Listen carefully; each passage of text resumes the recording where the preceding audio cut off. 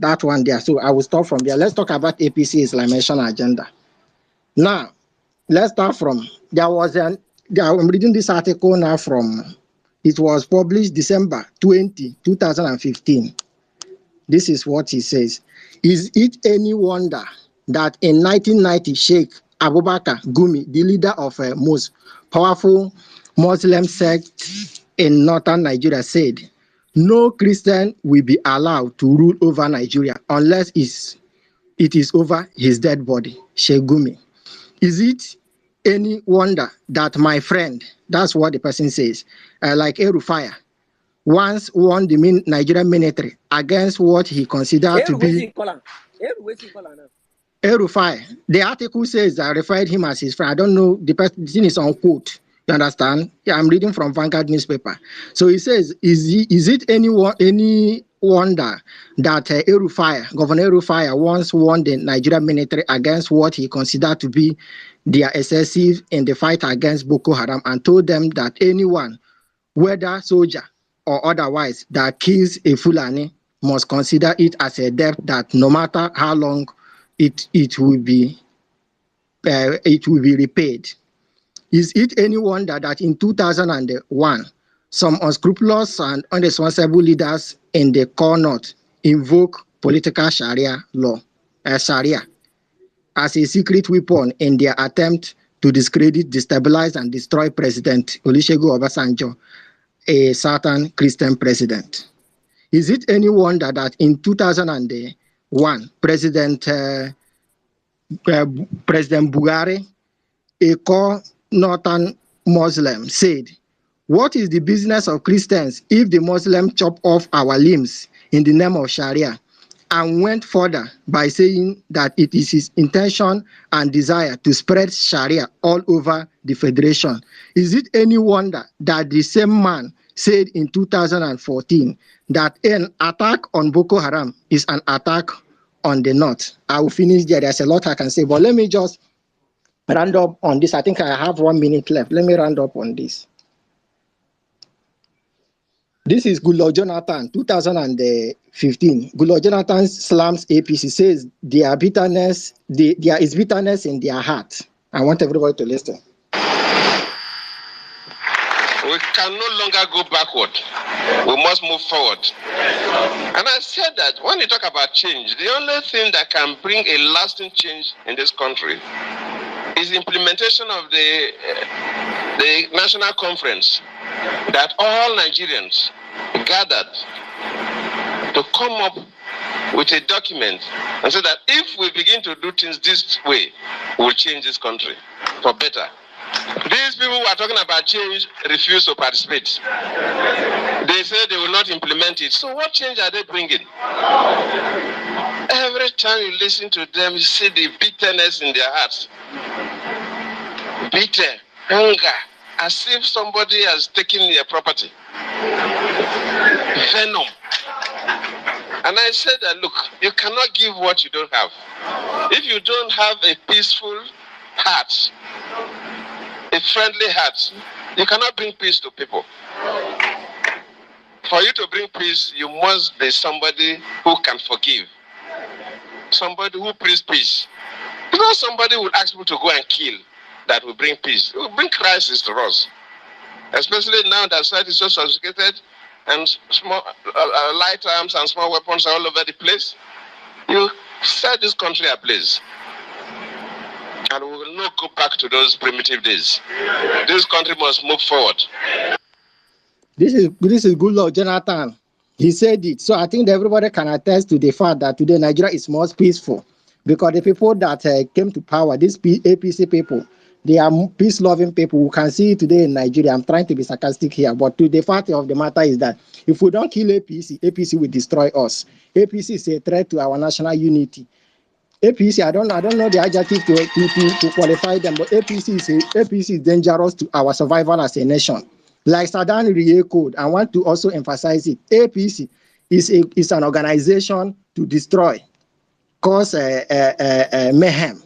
That's why I will leave it. So we should make sure that we see APC as what they are, a threat to our national unity, a threat to peace, a threat to our life. Thank you. Thank you, my brother. That was beautiful. I mean, I've been listening. He has actually groomed himself in a way that he read a lot of books and he read a lot of articles, and he almost sounds like a lawyer, but he's not. The movement turned him into someone that reads and is paying critical attention to every single detail.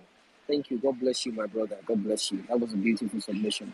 Thank you. And the ones he mentioned earlier on, it's a slight reminder of the level and amount of corruption going on under Buhari, 22 trillion, and that of Fashola. So those are those, by the way. But yeah, thank you so much. Happiness. God bless you. 1 million Nigeria. How you doing, my brother? Yeah, Jimmy, I'm all right. Emia, Otumba, I greet everybody. First, let me. Okay, happiness is the B-level best of 1 million man match crew, actually. so I'm sure some of us don't know that. First, let me give public announcement. There's a tweet I put up, not on the Jumbotron itself, on the comment section now. Please, if you are among those that Jimmy blocked, just DM me or go and write it in the comment section there. Because Jimmy blocking, he don't reach for public announcement. So we need to, and I'm obedient to, if you are Bado, you put your name there. You just bring yourself from my own blocking, free of charge. So just avoid me. Anyway, happy birthday, Nello. I mean, you know how I feel about you. You know that. And the funny thing is, I mean, it's crazy how we are so focused in this movement sometimes. I technically forgot that tomorrow was my birthday as well. So, Nello, I'm right in front of you. And you know, you don't use style. Tell us, say tomorrow my birthday. Okay. No, in fact, it doesn't like so Nello. I mean, I remember partially sometimes and all that, but I will tell you people my birthday gift at the end of my submission, because I need a birthday gift. All right, let me just quickly go to the topic. Well, yeah, that's how we know you don't have a girlfriend. The fact that you don't know your birthday is tomorrow.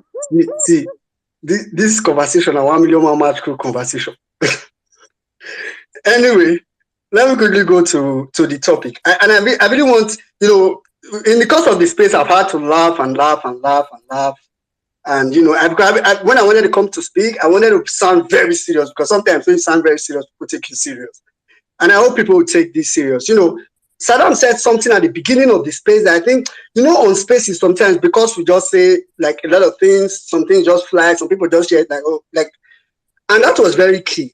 Saddam attempted listing what the fictional, and I said fictional, what the fictional top 4 of Nigeria will look like if the judiciary misbehaves. And people don't understand what that really means. That would mean we have a drug lord with a very high criminal tendency and I said fictional, please remember, because I don't think this cannot stand, to be honest.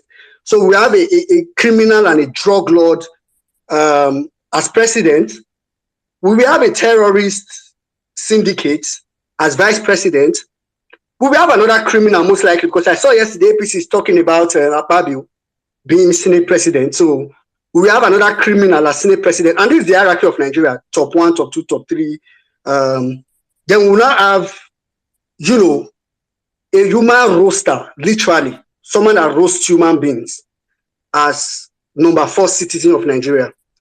And Saddam, maybe one of these days we'll do a space, maybe either a violence space or outside violence space, where we'll talk about what is at stake. One reason why I love Madam Clavita's submission some days back was, she gave a detailed examination of what is at stake, like just a basic. And, if we extend that conversation, I think people from that perspective will begin to understand that when we fight this fight, there's a lot at stake. What is at stake is too much. It's too much. Someone said yesterday on 1 million Mama Speak, and he said it, I don't even know if the person knows, like he said it and someone listened. I listened. He said currently Nigeria is considered as a lying nation, a nation that lies, by virtue of our Minister of Information. Because if your Minister of Information is a known liar, then it reflects what you do. And, it took it to the international stage when you travel to Washington. So that is disturbing. But if for any reason the judiciary misbehaves, we are going to become a technically, morally bankrupt and terroristic. Okay, we are going to be known as that kind of nation. And people will think, oh, this is exaggerated. It's not exaggerated. I think some of you have seen recently that I think today I saw Amnesty International or Transparency International, I don't know what they call them, tweeted about, and this is the official handle, international, I don't mean the Nigerian branch, I mean the international handle, tweeted about the fact that if the news about Tinubu's, and I'm saying all this in relation, because I want to link the Doguwa, the entire process together. They said that if the news about 20 properties outside Nigeria is true, it needs to be investigated, blah, blah, blah. And I want to put it to you. I know some people say, oh, it's normal. It's not normal. Let me tell you this analysis. We've had presidents over time that were really, really nobodies before they became president. We have Goodluck. We have Obasanjo. Obasanjo was literally coming out of prison not too long. Then we had Yar'Adua. Yar'Adua was, a governor just there. We had Goodluck, someone that jumped class, and arrived at presidency. Then we had Buhari, someone that the highest he had achieved is, just military, nothing much, no. But now we have a criminal. Do you know why Tinubu's cases are coming out now? It's really because, see, the international community, we think some of all these things that they do in Nigeria, they don't know it. They know it. The international community knows everything that Shettima has done to support Boko Haram. And they will release it gradually. And you notice that we are not really the ones releasing this thing again. It's not David Ondein.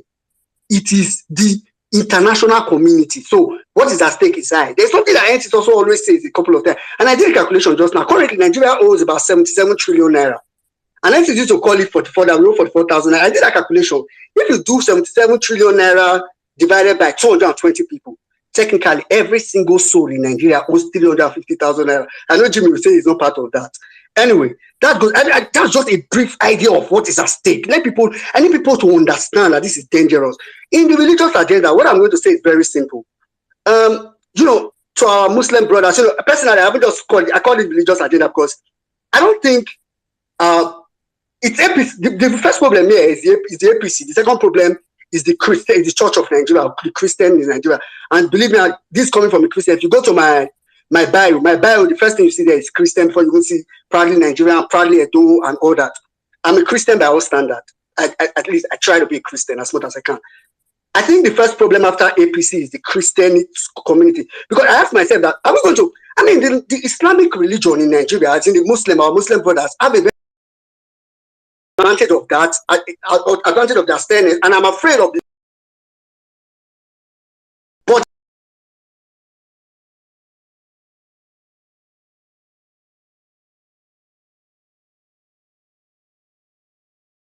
granted, you demand. And I think the Christians have just been there, okay. So I really think the problem is more of the Christian or the Church of Nigeria. I usually call it the Church of Nigeria than the Islamization part. It's just that APC now takes advantage of that divide. And I really want to tell our Muslim brothers that, believe me, APC does not really love you. APC does not love you.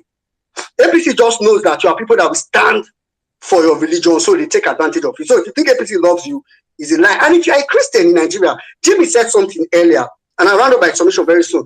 Jimmy said something earlier about prayers. One of the first things you realize if you leave Nigeria, your prayer point to change. I currently attend a Nigerian church where I am, right?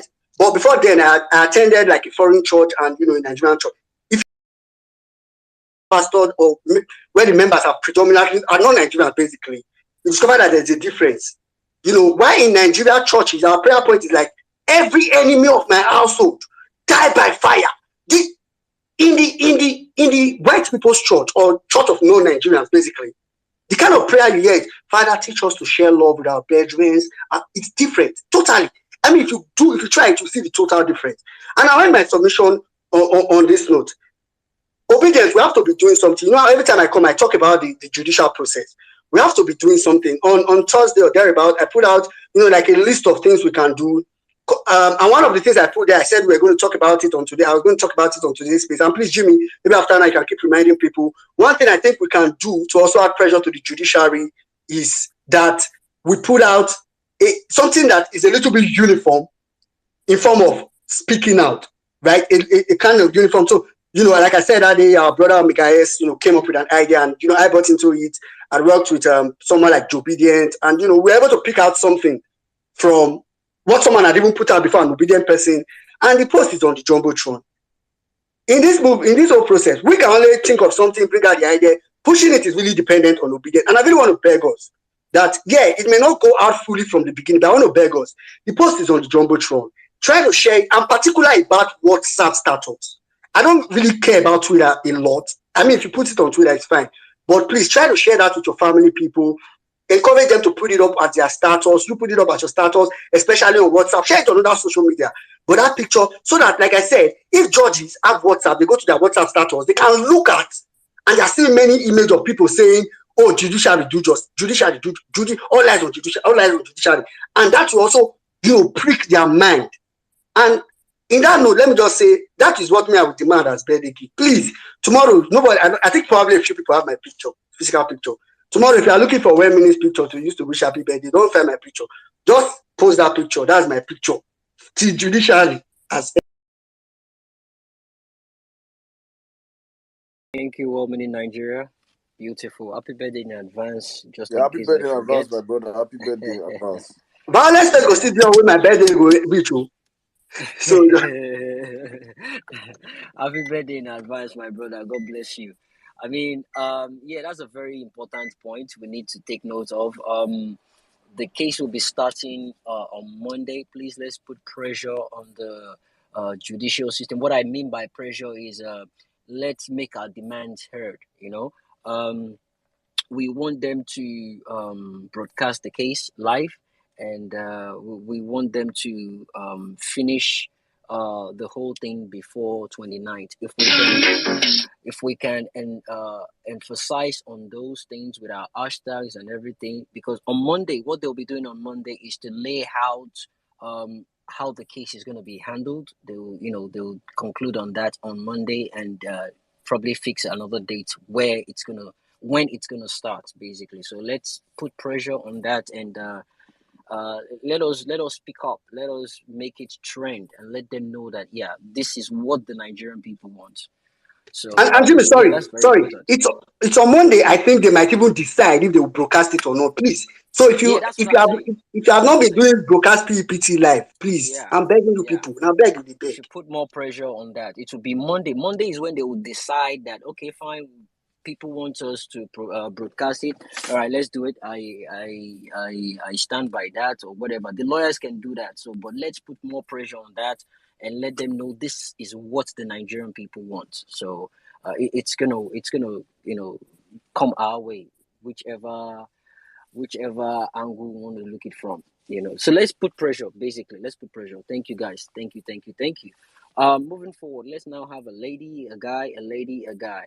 A guy just spoke now, so let's have a lady. Happiness, how you doing? Hi, Jimmy. I'm doing fine. Good evening. Good evening. Good 5 minutes, my evening. sister. Okay. Happy birthday, Nelu. Good evening, Otumba. Emir Saddam. Good evening, well-meaning Nigeria. And all the beautiful obedience in the house. So I'm going to talk about the Islamization agenda, and this is a conspiracy that started not today. Like, it's been going on for a while now, some years now.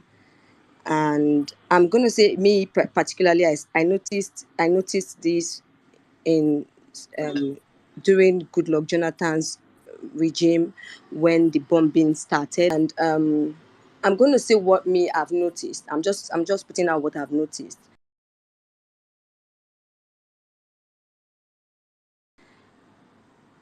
Um,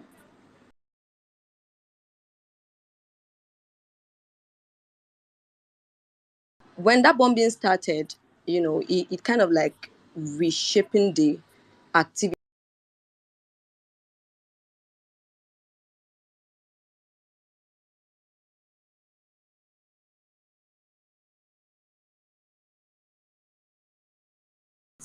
kind of, like we replicate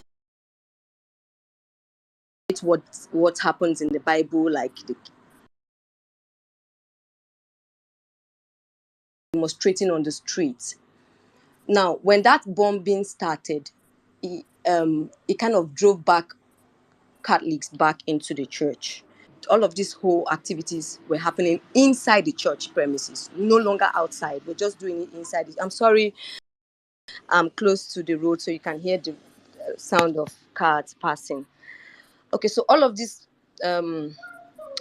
events started happening inside the church premises for a while now, and gradually, if you notice, this agenda have, it has kind of reduced the way Christians,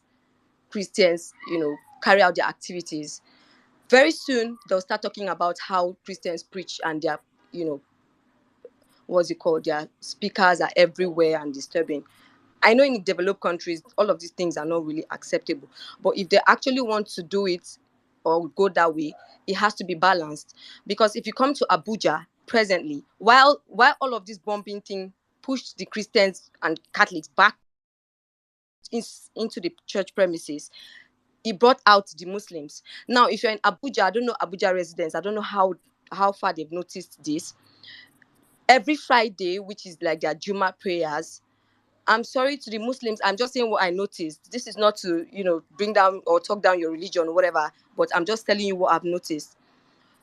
Every Friday, once it's 12 o'clock, just know you're not, there's to finish their prayers before we moved. So like I'm trying to wrap up my head around, because like these, my namesake played a tape up that played a tape, and we all heard what Goodluck Jonathan said. The whole bombing thing was to sabotage him and take away this, and sometimes it just brings me to the question: what are our representatives from the South doing in the federal house of federal house in the federal house of representatives, either the House of Reps or Senate? Are they really representing our interests? Because how did this bill pass first, second reading, and we're here, and it is already when it has passed second reading that we are getting to know? Because this is the first time I'm hearing this. In fact, I just came across it yesterday on my timeline. The first time I saw it was yesterday. How did it pass first reading, second reading, and then we're just getting to know about it? And why is it that our southern representative are not doing anything about it? Is it that they just want to keep licking the asses of these people? I'm still I'm still trying to understand or wrap my head around why they keep, portraying that they are representing our interests, but they are not doing anything. This is a secular nation, and for crying out loud, this is highly unacceptable. We can't even accept it, and we need to really do something about it. We need to do something about it if we really don't want to turn out like Turkey, like the other lady said. So I think that's where I'm going to yield my mic. Thank you very much. Thank you, my sister. That was a very interesting submission. You see, what you just said now is just the fact. And I see no reason why some people will take an offense out of it. It's the fact, and it's not meant to be. Let me share a little story with you guys. When I first got to America, no papers, nothing. I wanted to work. So I was working with a company. So all I had to do was just to drive staffs to where they will be working in a factory. I drive them for like 1 hour, 30 minutes, go and come back. I drove them there to work. So I turn back. So I go back to pick them up around 1 a.m. in the morning or 3 a.m. depending on where they work. And I got there, everybody is in the bus. Just one woman left. And I was told she was praying, a Muslim woman. She too just got from she just came from Nigeria. She was looking for how to work. And I was told she was praying. Okay, we waited for her. About 40 people already in the bus. We waited for her. I was the driver. When she got in, I told her, I said, "Ma, please let that be the last time that happens. Please. I have to go and do my other work. Please. You need to see the fight that happened in the bus that day. People were shouting, you don't want her to pray? You don't want her to shake the corn? You don't want her..." Nigerians, okay, I don't talk. The next day, I go carry them. Mama say they pray. No wala. I start cow. I start the bus. I base. I come out. She don't call the owner of the business. Say I don't come out. That one, as I reach, that one, the low grammar, they talk different. I say, look, this is America. You know, we work by time. If she's not there, I don't care. I move. I had to lay that foundation on the ground. I stood my ground. My people, the next day, the woman entered Uber. Uber was $120 from the workplace factory to where she lives. The next day, when I go carry them, now she first day outside, inside code. Now she for day outside. Now she they wait for me. Say, oh God, you come late today. I say, hey. When it comes to religion, I dey tell you, Saddam. Now she for reach outside. She don't reach outside. They wait for me. Say, you late today. I just they laugh. People come they laugh inside bus. I don't get time. There is time for everything. You can go back to your house and pray. Don't use your own prayer to delay my own time. Oh, let it So the earlier the better we understand that you don't use your own religion to inconvenience other people. It's unfair. Even the people where they get the religion safe, Saudi and Dubai, if you try that nonsense by the roadside, they go arrest you. Go and check, go and ask. They go arrest you. So you just put the whole religion for head. Now can't sabi the religion past people where even bring and come here safe. Emurasi. Thank you, my sister. Lovely submission, Jare. All right, let's have a guy now. We've gotten a lady already, so let's have a guy speak now. Ejikeme has been here for a while. Okay, let's have Ejikeme, then we have Fetch in that order. Ejikeme, how you doing? I'm doing very well, my brother Jimmy. Imia Saddam Otumba. Nello, happy birthday once again. And happy birthday to David Hundeyin as well, who celebrated within this period. And to all celebrants of the Obedient movement and distinguished Nigerians on the space, it's a good day again to be here. Honestly, Emir Saddam, I cannot wait for parallel facts because even as we speak, our local media stations seem to be dead. So I can't wait for us to start dropping them hot. The news that will shake and reshape the Nigerian system. I cannot honestly wait for when they'll start dropping that news. Well, APC Islamization of the country has been one that is so worrisome. We can see what is happening in the Middle Belt. The bloodshed and the wanton destruction of lives and property is akin to this Islamization agenda. The midget Tasmanian devil of Kaduna State has not only run successfully a Muslim ticket, he has also installed another one just like his. And it calls for concern, it calls for serious concern in a seemingly secular state. In fact, a lot of people opine that it might be a 60-40 kind of arrangement, or at worst or at best, a 50-50 arrangement, where it confers that seeming secularity of religion in the country. But of course, everything that APC touches dies.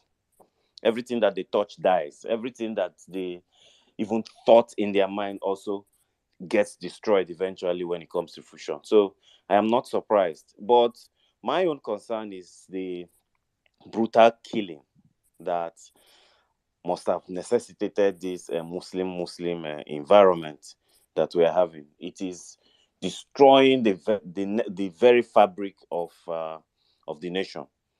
And we must be, that is why any party that does not consider the religious tension in the country is seen as a party that has no conscience. At every point in time, that religious consciousness must be there, because Nigeria is such, unfortunately, not very developed to handle religion properly. So political parties who throw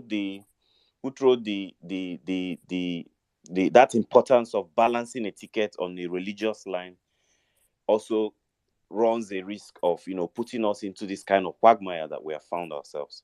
It's unfortunate, really.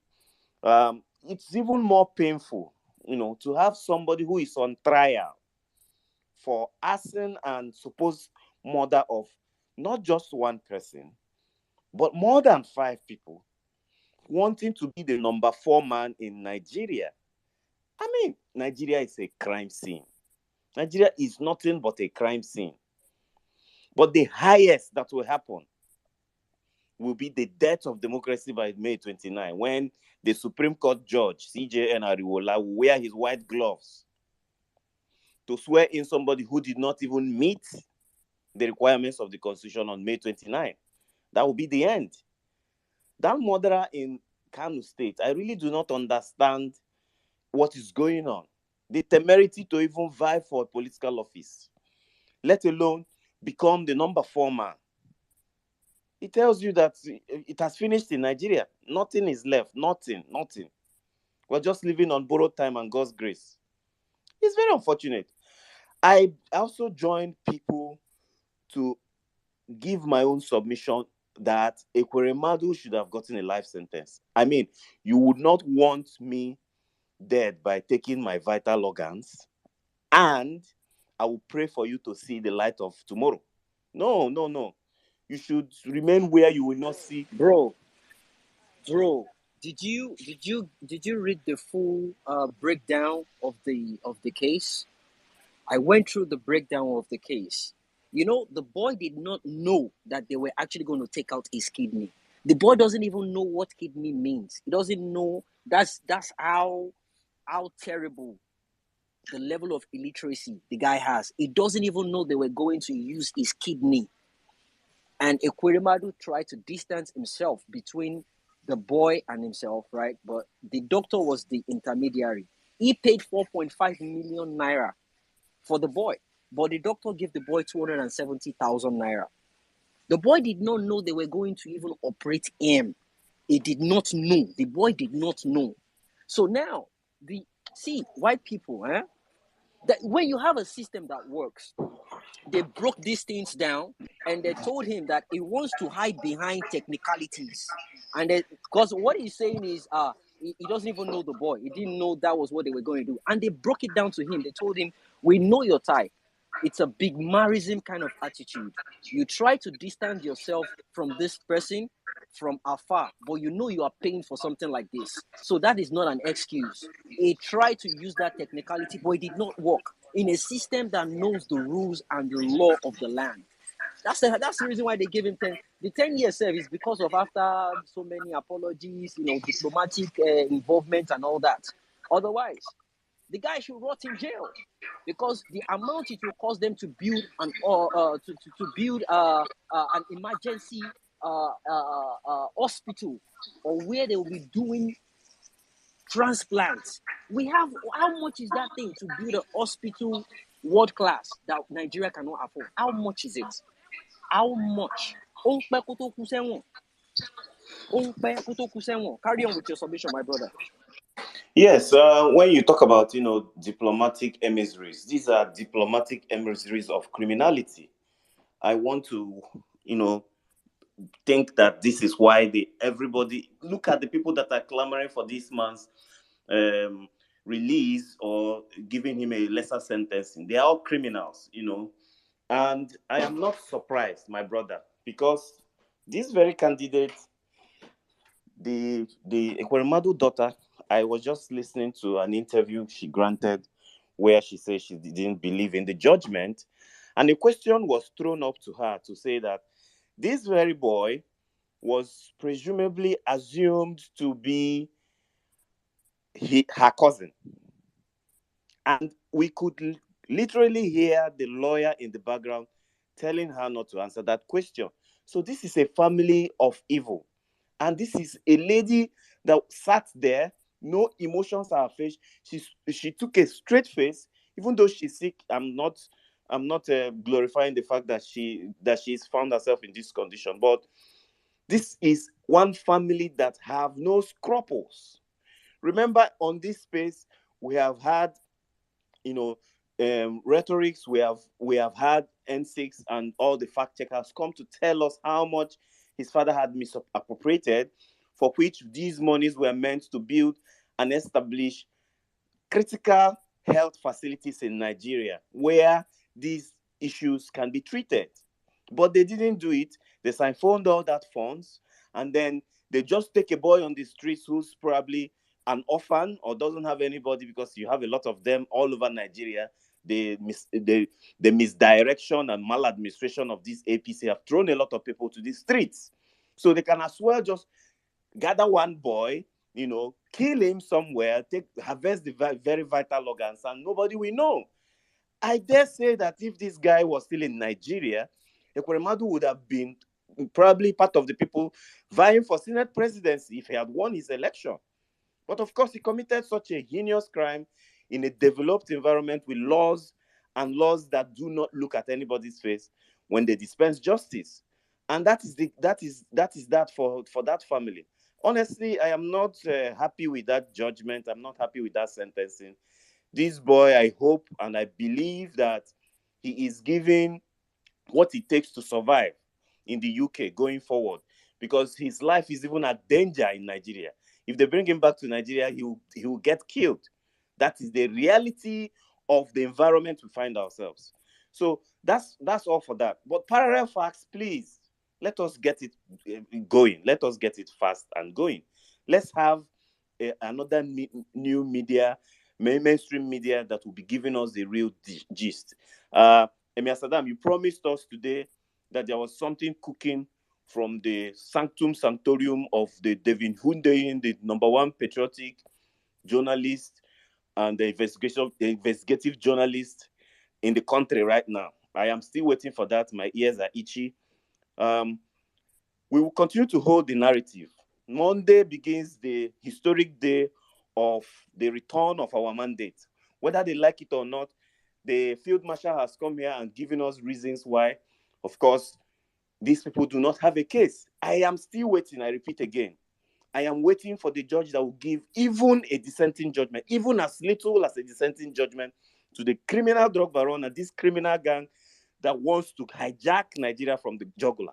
I am still waiting to see that judge that is willing to place his or her career on the line for drug money, for heroin money that has destroyed so many youths in Lagos and up in the north, for heroin and laundered money that has maintained the poverty that we have in Nigeria and the unemployment rate that is going up. I am waiting for that judge that will give that dissenting judgment, and his or her history will go down for the wrong reasons. But for now, the obedient movement will continue to stay strong. We will not back down on these criminal elements. We will not back down. We'll continue to hold them. They can't sleep because of the obedient movement, because of what you and I do every day. Continue to hold that fort. We have to save Nigeria, and only us and this generation can do it. Please, my brothers and sisters, that's all I have for all of us today. I yield the mic. Thank you very much. Thank you, my brother. God bless you. That was a beautiful submission. Thank you so much. Thank you. Fetch, are you there? Fetch. Hello, Fetch. Are you there? Okay, she's not. Right. Auntie Bolanle, how you doing? Good afternoon from this side, and good evening on your own side. Hey, can you hear me? Loud and clear. All right, awesome. Good afternoon, good evening, good morning, everyone. MS Saddam, Okay, how are you? Otuba. 1 minute for greeting. You know how we do it. No, Otuba, greeting. Nello, happy birthday, dear. Happy birthday, many happy returns. Jimmy, okay. I won't fight you today. I'll fight you on another day, but we're good. Anyway, the topics. All right. So I'm going to start from APC Islamization agenda. Okay. So what happened, right? Back in 2015, when Buhari eventually came back to Nigeria, and he started with the military heads, where before it was always balanced. Even even that this stupid INEC man, right? The practice was that if the president's from the south or from the north, they would choose an INEC chairman from the other side of the country. Buhari didn't do that. When I started talking, people told me, Buhari knows what he's doing. Are you saying that the ones the people he has brought on board are not competent? Or what exactly am I saying? And I kept on saying, hey, this thing that you people are starting, right? But they kept on saying no, right? At the time when the killing of Christians in the north escalated, the Nigerian media was quiet because they had been told not to report it. But thankfully, thank God for social media, we were still hearing it. It got so bad to a point where recent stats show that the number of priests that have been killed in Nigeria is more than those that have been killed all over the world. And it is one of the reasons why the two Republican senators were saying that Biden should redesignate Nigeria as a country, in which Christians are at risk, right? People are ignoring it. Now, this so-called legislation that's gone past its first reading, are you telling me there are no Christian senators? Are you telling me in the lower houses there are no Christian representatives? You see, right, when you start to put your political loyalty ahead of the needs of Nigerians in general, this is what happens, because they won't talk, right? Here's the thing, and let me put some context to it. Let me make it clear. My dad died a Muslim. My dad was an Alhaji, he had done the Hajj, right? My mom's family were Muslims, but they were liberal. Usually in the Southwest, you have a family where the Christians and the Muslims, they celebrate together, right? Something shifted when Buhari became president, because that Murik guy started yarning, rubbish all over the place. And I remember I used to I was an admin of a Christian apologetics group on Facebook. We had over 10,000 people across the world who were in that group. Do you know the people that used to give me headache were the young Muslim men from the Southwest? So much so, when I say things, look, I will never say anything to denigrate anybody's religion, but these young men, right, will enter my DM to tell me that they should take out a fatwa against me, blah blah blah, that because I hate going into a conversation without having knowledge. So I read, I would study the Quran, I would study the Hadith, so that I have a clear understanding. And so when I present facts, because they don't like it, they went and say fatwa. Or when I said, my father is a Muslim, they was like, oh, you're now a Christian, you should be put to death. And I'm like, how is it that Nigerian Muslims, right, how they practice Islam, I shouldn't say Muslims because not everybody, how they practice Islam in some parts of Nigeria, right, how come it's so different from those who actually had where Islam originated from? I don't understand that, right? Because it seems like their own form of Islam is to keep people poor.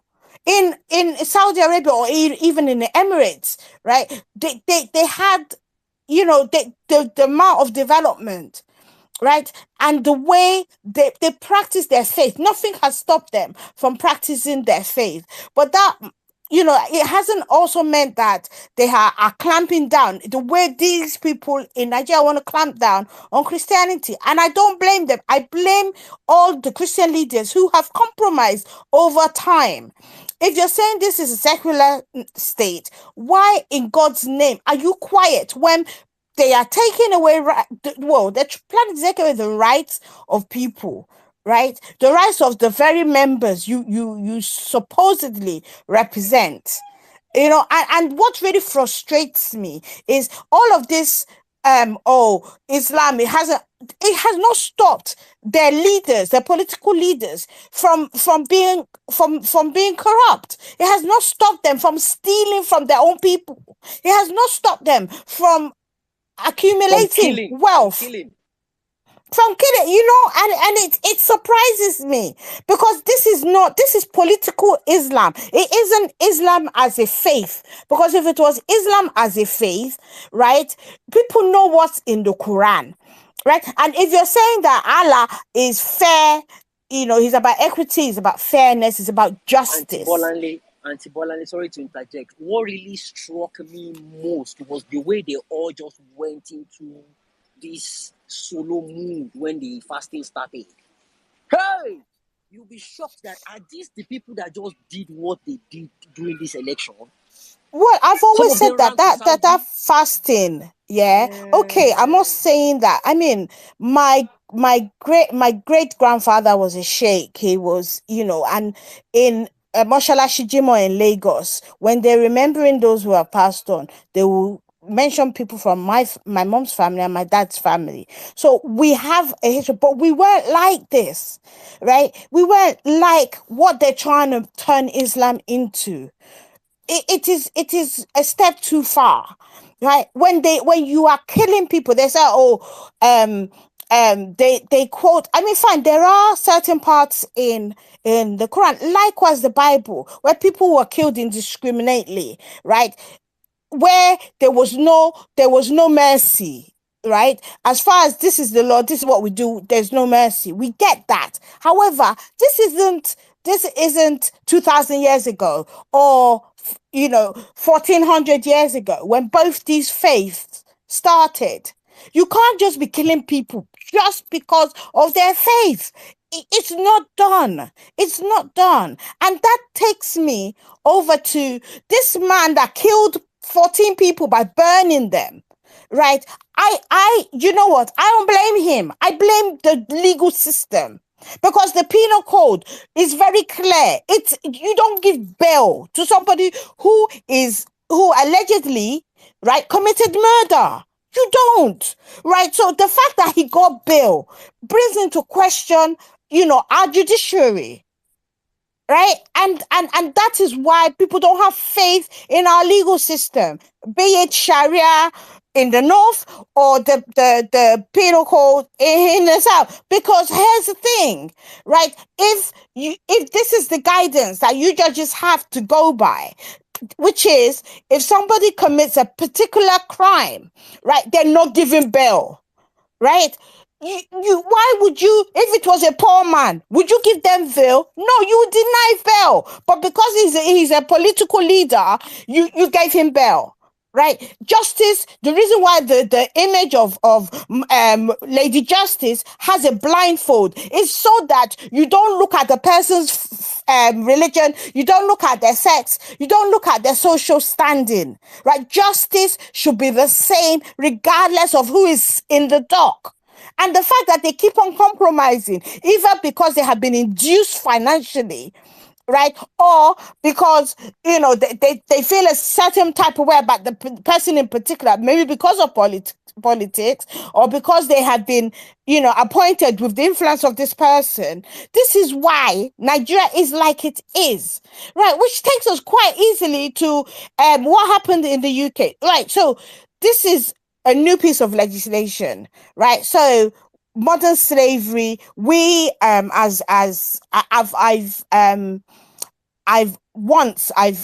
remember once where I've referred to the police where it has come up, right? But this is the first case that has gone all the way. And I think it was really egregious because of, you took this man to Nigeria. People give family members, extended family members, even strangers, they sort of can give people an organ, right? And a kidney, you can live with one kidney, right? But you can't do it if you've not explained to the person the procedure right? And possible side effects going forward, or how it might limit their lives in any way, shape, or form, right? So the first stage of this thing was the doctors looked at it and after speaking to this guy, he can't give informed consent if people have not informed you about what you're going to do. That was the first part, right? And then the second part is when it comes to donating a kidney or part of your liver, right? It shouldn't be financial. Fine, we know there are people in countries that do it, right? But you can't get away with that in the UK, right? And so the doctor himself, not only did he ruin his life, right, because he's going to be punished 2 times over, right? He also is casting this kind of, when they look at our doctors in Nigeria, they know that they are very knowledgeable, right? Very hardworking. And then you have this man, right, doing that kind of arrangement, getting the money, not even giving the boy his full amount of money. In fact, I think the judge was lenient. They should make an example of them so that they deter others. We know that in Nigeria, we see people who go missing and they find them and organs are missing, and people don't understand that it is not a cultist thing. It's not that. It is organ harvesting. It happens in the whole of Africa, right? And unfortunately for this man, he came to the UK where it will not happen. It will not happen.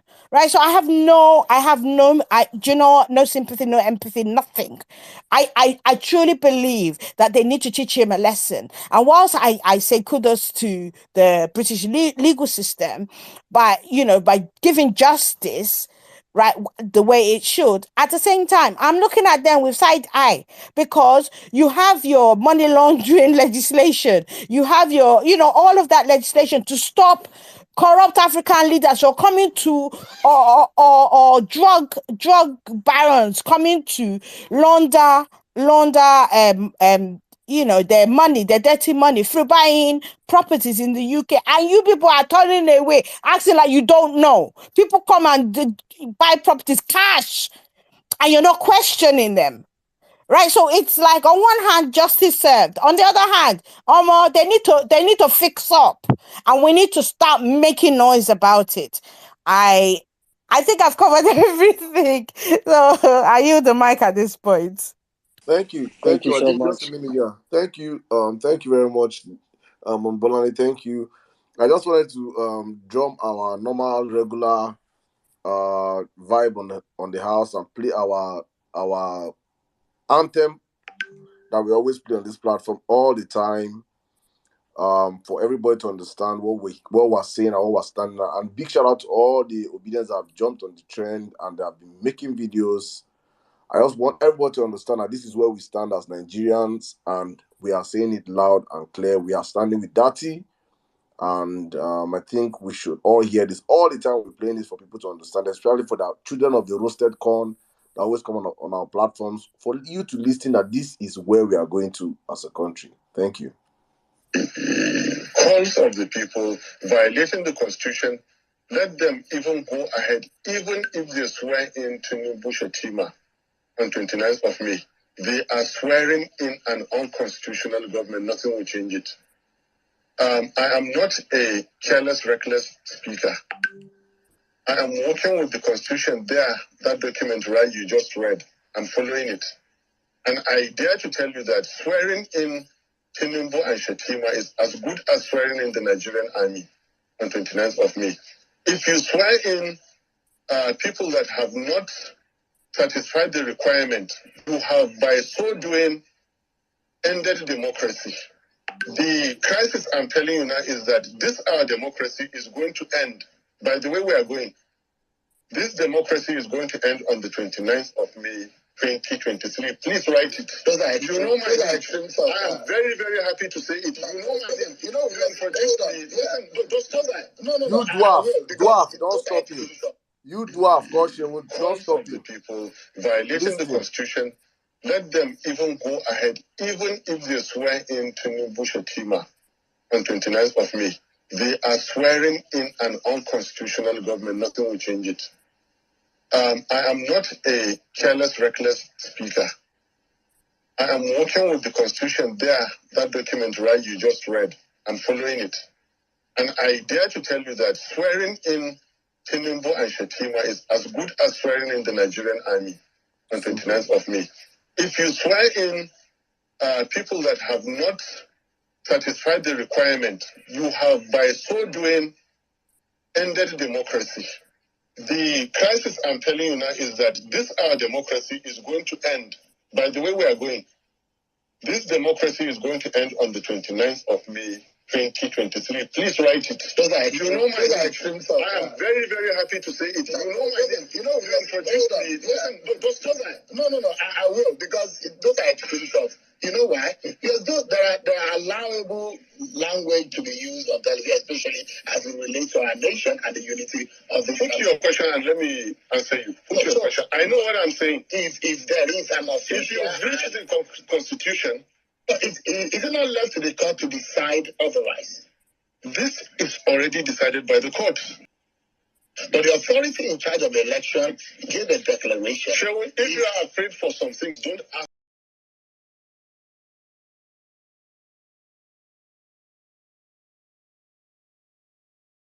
for them. I am not afraid. I will. Then I will.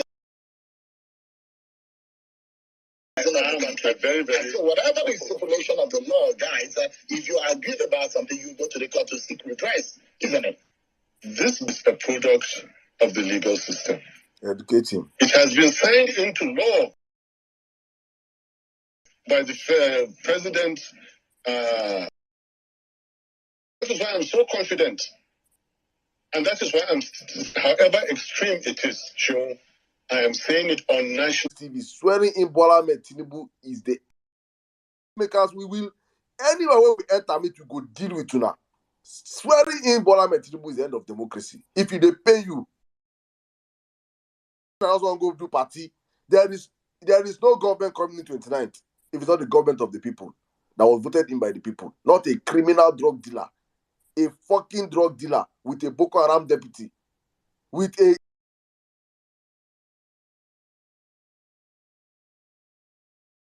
that enterprise. You can't point to any work they're doing and say this one what this man picking they do. Just stealing your commonwealth. Tomorrow night, if you have kidney problem, you can't drink something cleanser and Goko bitters, Odogu bitters. You gonna drink bitters to cure your own kidney. Asiwaju bitters. Asiwaju bitters. You gonna drink bitters to cure your own kidney. Then they go find your pikin, kidnap and carry and go abroad, cut in kidney, put them for their body, heal, come back. You will not come on Twitter and be begging for giveaway, up and down, and bet Naija sleep. I beg, give me 2 odds, give me 4 odds. Fucking hungry, blameless people. Now come and be shouting, school na scam, school na scam. All of you have turned to Yahoo Yahoo. Imagine the future you're creating for yourselves. In a country so rich and so blessed. Let's go back to issues, Jari. APC are trying to Islamize Nigeria. Back to the agenda. Please, I will say this all the time for our people to understand that this is not a call of the Muslims, please. Nothing has to do with the Muslim brothers. No. It has to do with APC agenda to use a religion because they know that this religion, they don't play with their religion. And I said it in my earlier submission, I love my Muslim brothers because they don't freaking play with their religion. If you say A about their religion, they will attack you. So APC understand that and are trying to use it for some satanic men with jihadist agenda to take over that country. But we are going to wake up and we are waking up and we are speaking out loud and clear. It will not happen in our generation time. Instead, that country will become Sudan. Instead, make we there alive. No, I know the possible. I bet Mr. Valerie, you can come in now. Oh, sorry, Jimmy, back to you, Jimmy. Yeah, thanks, man. I think Mr. Valerie have been here for the longest. He was obedient. ITK was actually here before him, so I'll do justice to that. Don't worry. I know how it became. Obedient ITK. How you doing, my brother? 4 minutes, please. Okay, all right. Good evening. Brilliant submissions, 4 hours plus, listen to brilliant submissions from beautiful minds, from sound minds. First things first. The APC Islamization agenda is dead on arrival simply because Peter Obi won this election fair and square. Every indices points to the fact that this man, Peter Obi, won the election and the mandate must be restored. It must be returned back to him because the majority of Nigerians voted en masse for Peter Obi. Now, as regards Ekweremadu, like Saddam said, and even before Saddam made his position clear on this space, I had earlier made tweets that I feel no pity as regards the sentences that the Ekweremadus got, and honestly feel that they should have gotten something more than what the judge gave to them. It might appear as though I am not, I lack sympathy or how you want to put it, but the truth of the matter is that, so why should I feel sympathy towards people who are clearly evil? The ruling class we have in Nigeria are a bunch of evil people who intentionally set up policies to perpetuate poverty in the land. So this, what happened clearly was the Ekweremadu took advantage of a boy who was uneducated, which ordinarily should not have been the case.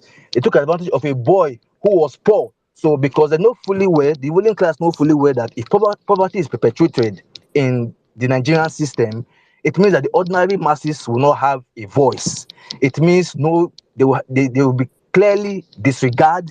There will be a violation of human rights, as well as the fact that there will be exploitation. So clearly, this boy was being exploited, was taken undue advantage of, and so they made promises to him, just like the typical Nigerian politician, where they always make promises and they always fail in their promises, just like APC. Tinubu is out there making promises that we know for a fact that they will not fulfill. Buhari is a classic example. He made promises that he never fulfilled, and Tinubu is right there making promises that we know for a fact that he will never fulfill. They're only interested in themselves and what they can gain from the whole system. Now, I've seen some arguments. Some persons have made some tweets trying to defend Ekweremadu that, okay, you can say the action this man can go just to save his daughter. But then my response to these persons who bring up this flimsy argument is this. What about those in Nigeria, the ordinary citizens who have lost their lives due to the fact that they have a dysfunctional healthcare system? We have parents who have lost their siblings who have lost their parents due to the fact that we have a healthcare that doesn't work. It's not as if, it's not rocket science. It's not as if we can't make this system work. But because we have the worst of us at the helm of affairs, it's looking like an impossible task, which ordinarily should work. There's a case in Edo State, it's making the rounds in Edo State. There's a case of a man who lost his wife, his pregnant wife, that was in the hospital for delivery. The man's wife was being operated by a student doctor, not even a professional, a student doctor. One thing led to another. The woman's kidney was tampered with. She lost blood, and eventually that woman died. The reports going on right now, the reports I'm seeing out there is that there's even an open challenge to the man that even if he goes to court, that he won't win. So this is about the rotten system we have, the healthcare that doesn't work.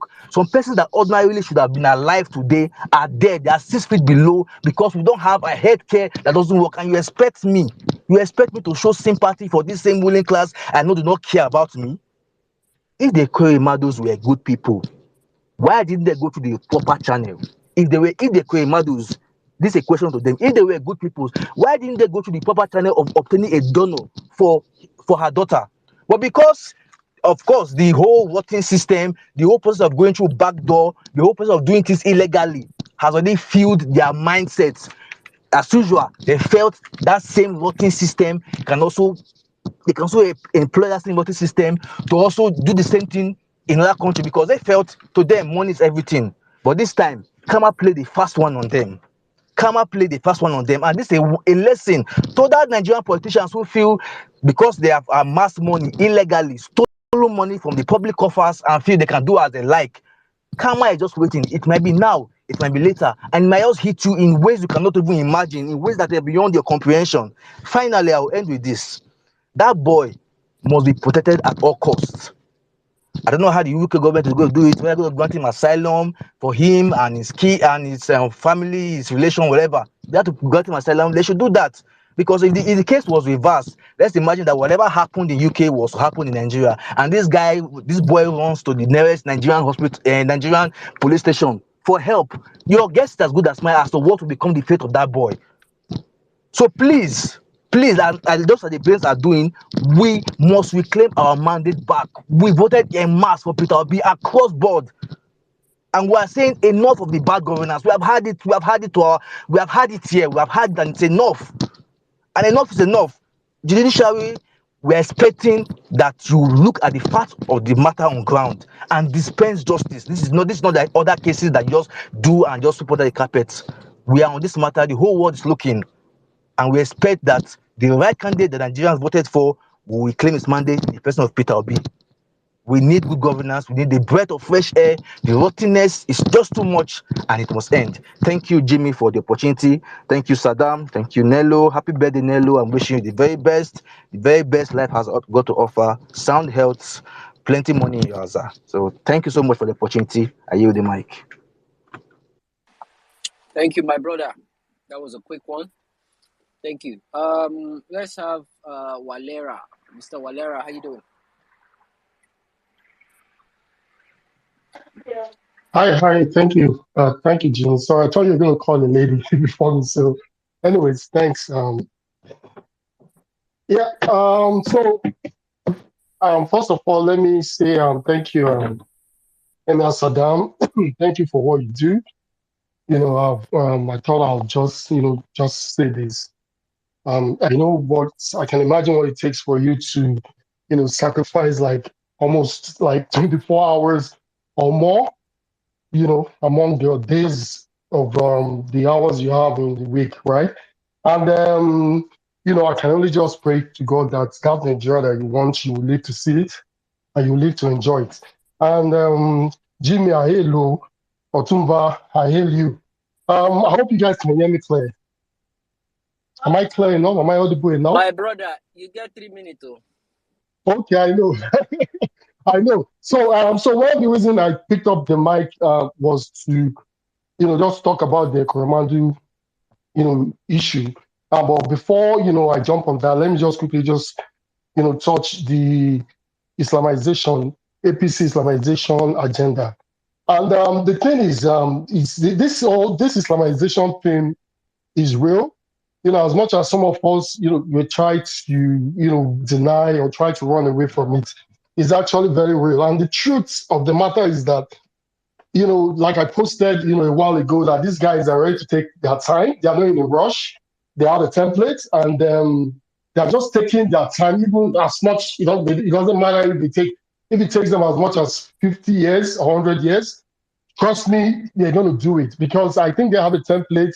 Because when you look at the Lebanons of this world, you look at the Turkey, and you can easily sense what is happening. It's really, really sad.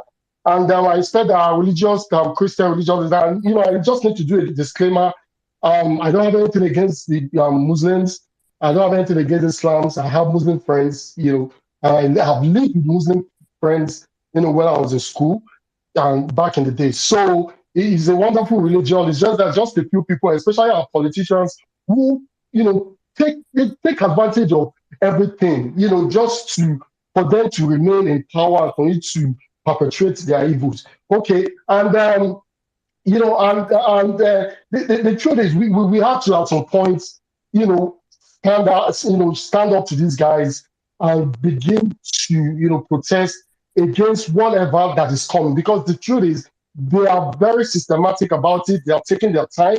They are not in a rush, and God forbid they will get it done. So I'm just going to on the Doguwa issue. It's just the level of impunity that we know operates in Nigeria. The effrontery that a man who is in charge, who's been accused of a murder case, is coming out to contest for the speakership of the country. And when we talk about Nigeria being a crime scene, you cannot see it. When you have like a drug lord, the first four people, who you that kind of control the power or control the country. You can link one, crime or some form of evil to them. The Tinubu is there with the drug lord. You have Shetima with the Boko Haram. You have Akpabio who they have that kind of, picking, is looking like he's going to be the Senate president. He's a criminal, you do Wait, everything with the NDC. is it the same? Is it the same Akpabio? Off your mic, Honorable Minister, off your mic. Yes, Is it the same Akpabio? Yes, it's the same Akpabio, gospel. It's the same gospel Akpabio. That's the man they are picking, or he's looking like there's a level of certainty, like he's going to be the next Senate president from what I've been reading and what I've been hearing. So you can imagine, and now you're having someone who has been accused of murder, coming out to contest or to try to be the next speaker. So that is that's the crime industry that that we operate in Nigeria. It's really, really sad, and that's the level of impunity is what will make a serving senator, a minority leader or majority leader or whatever, minority leader in Ekweremadu to have the guts to go try his luck, because like they've been stuck in that impunity and they see it as a way of life, and they feel like, come on, like they're so used to it, and they feel like even when they go outside the country they can get away with it. And now just imagine the level of shame and disgrace he's bringing to himself, not even to the country. And for me, again, I'm going to say it, for some people who feel some level of pity for him, I think you have a problem. I'm not saying it, I'm not missing word here, I don't want anybody.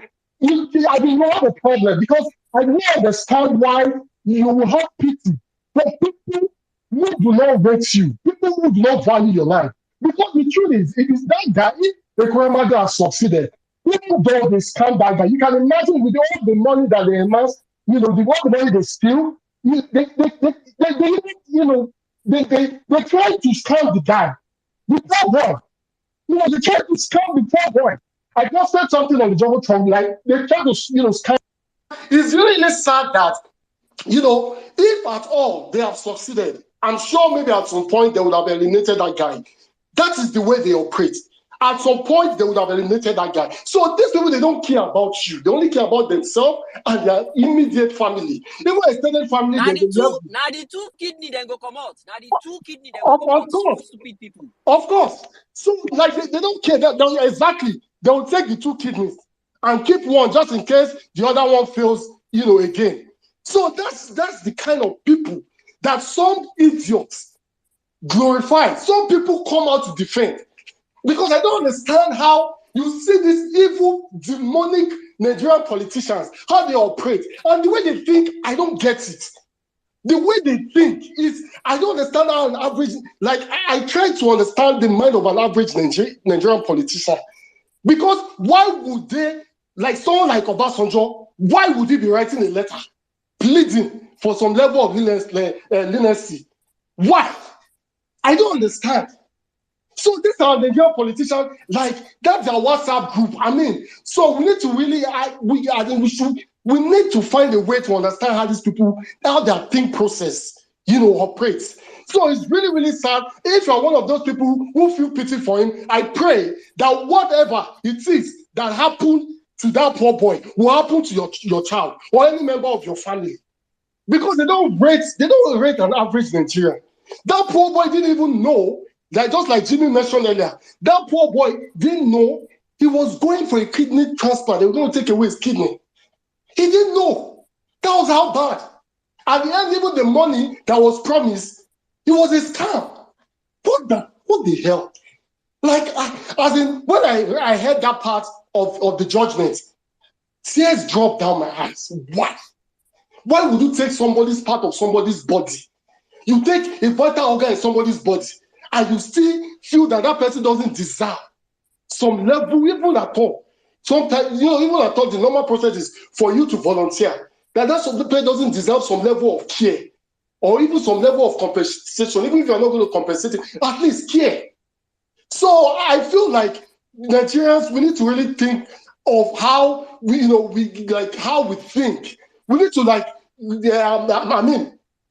try to reorientate ourselves of how we think.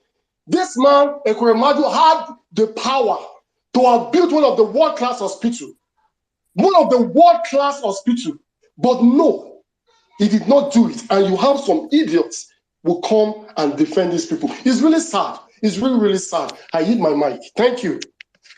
Thank you, my brother. Thank you. Just briefly, thank you. I just want to say this because we know many people don't understand when they come out and they say Nigerians, and they say the amount of ritualism that have been going on in Nigeria. People don't understand that every organ in your body is. I found out that not even too long ago that every organ in your body is money. A human being is worth you're worth millions. You're worth millions. They come out your eye, say they go sell them. They fit sell your eye, they fit sell your every organ for your body now money. So you see all this time, you see people, they kill people, and you wonder why our politicians don't die. You wonder why our politicians don't die. You wonder why they get young. People that look at someone like Wike that is drinking whiskey 40 years. That on a very normal day, look at Wike. Wike is I think he's younger than Peter, but he looks older than Peter. You know that he's a drunk. He's a drunken man, and his kidney is messed up. But they know that when it reaches that point whereby their kidney is almost dying, maybe like 10% life in their kidneys, they will not find one Nigerian. Put a knife to that person's tummy. There are butchers in all your forests. Our political class is a crime scene. Our political class is a crime scene. It's unfortunate. It's unfortunate the kind of information that we get to hear. And honestly speaking, I just want you guys to please stick up with us on please follow the parallel facts, please, because informations and stories that you'll be hearing there are information and stories that you have not heard anywhere before that are happening in Nigeria. I say this all the time that underreported stories in Nigeria makes up like 90% of the media. What you don't hear on the news is like 90%. What they give is just 10%. So if they tell you on the media that bandits were invaded somewhere and 50 people died, it is probably that 500 people died. And they just reported 50. So Nigeria is a crime scene under this APC government. It's just so horrible. And we just have to take back our country. Thank you, Mr. Wale. I think Jimmy, back to you. Thank you, my brother. We have to take up our country. That's the only reason why we are here. Morning, afternoon, and night. We will, and we'll get it back on track. Thank you, Mr. Walera. God bless you. So let's move on with Kevin. Has been here for a long time. Kevin, we have Kevin, Kolade, UC Maxwell, and Mr. Ogunyemi in that order. And we take a new queue after that. Hello, Kevin. How you doing?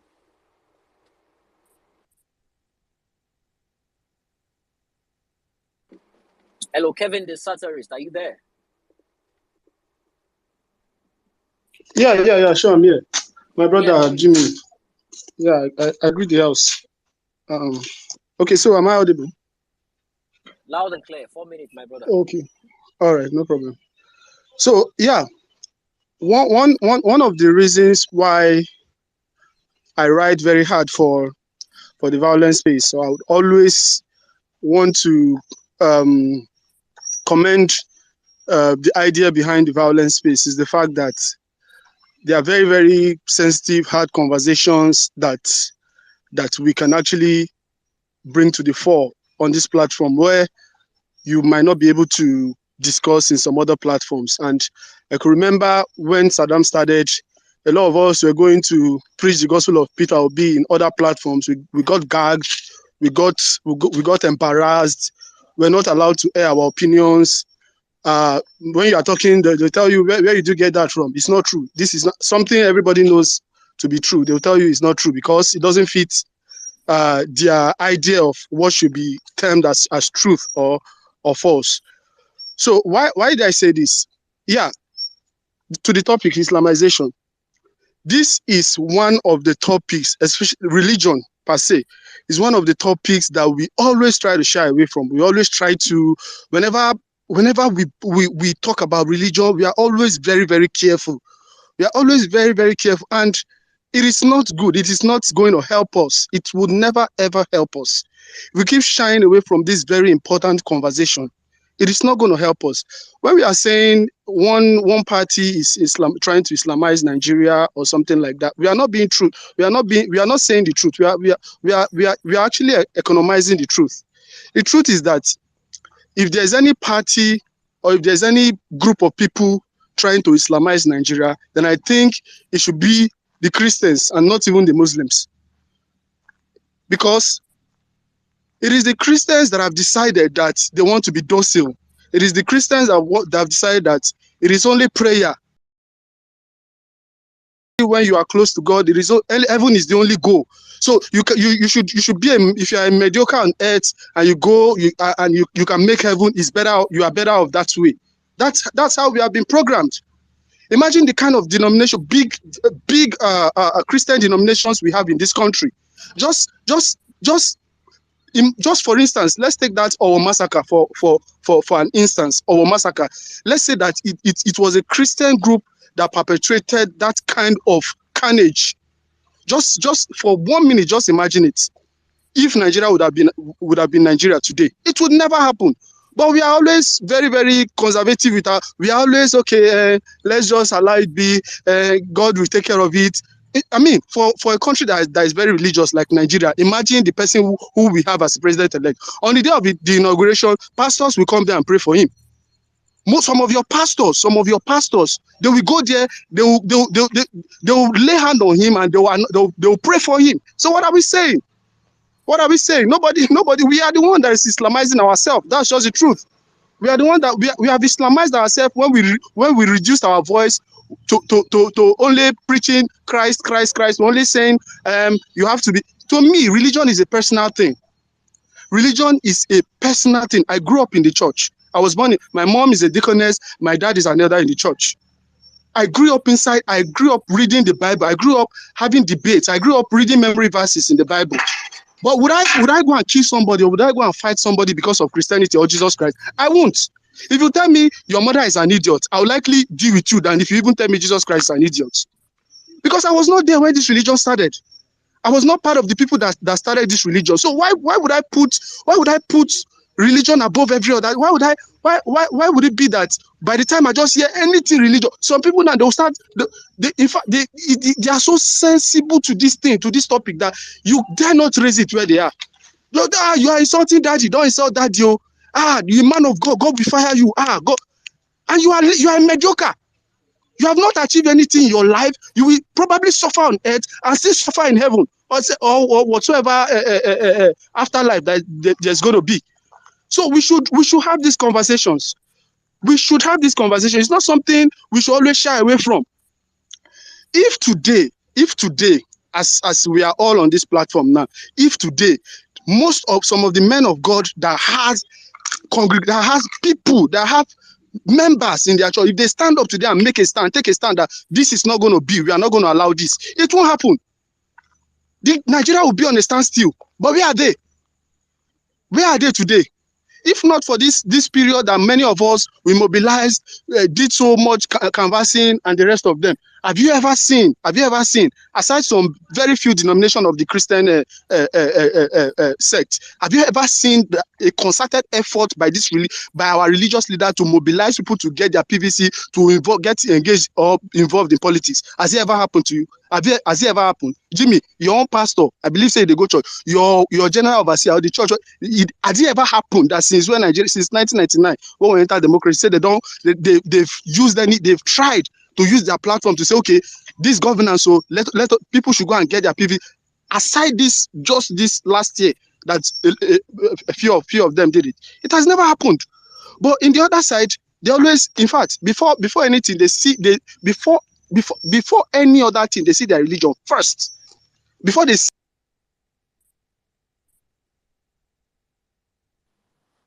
Is it me? No, Kevin, don't seize up. I think a call pulled through for him. No, but what he's saying in essence is this. I just want to let me help him. I say our leaders are the ones helping any agenda that is being pushed. Hello, I'm sorry. The call just came into my phone. All right, go on, my brother. Go on. Or you could take your call and come back. The Kevin, Christian leaders. And come back. Yeah. Yeah, take your call and come out. The Christian leaders are the ones enabling all this nonsense, actually, because when most of you now you call God, nobody God call them. God did not call them. Now they call God. And then call God themselves. So they have used they have used the Christianity as business. Many of them are money laundering. I said there are so many things people hear on this platform, and that is painful, but it's the truth. Many of your pastors, your men of God, are money laundering machines for this criminal men, because when they don't audit church accounts. The accounts that they are not audited in the country. Churches, NGOs. I'm telling people what people don't want to hear, but it's the truth. So they hear people opening all kind of NGOs and non-governmental, because any money that gets to that NGO, you cannot ask the person, where did you get that money from? NGO, people donated. Somebody sent me 20 million. Can you go and find? No. Same thing in church. Oh, they bought tithe, 100 billion. 100, you cannot ask.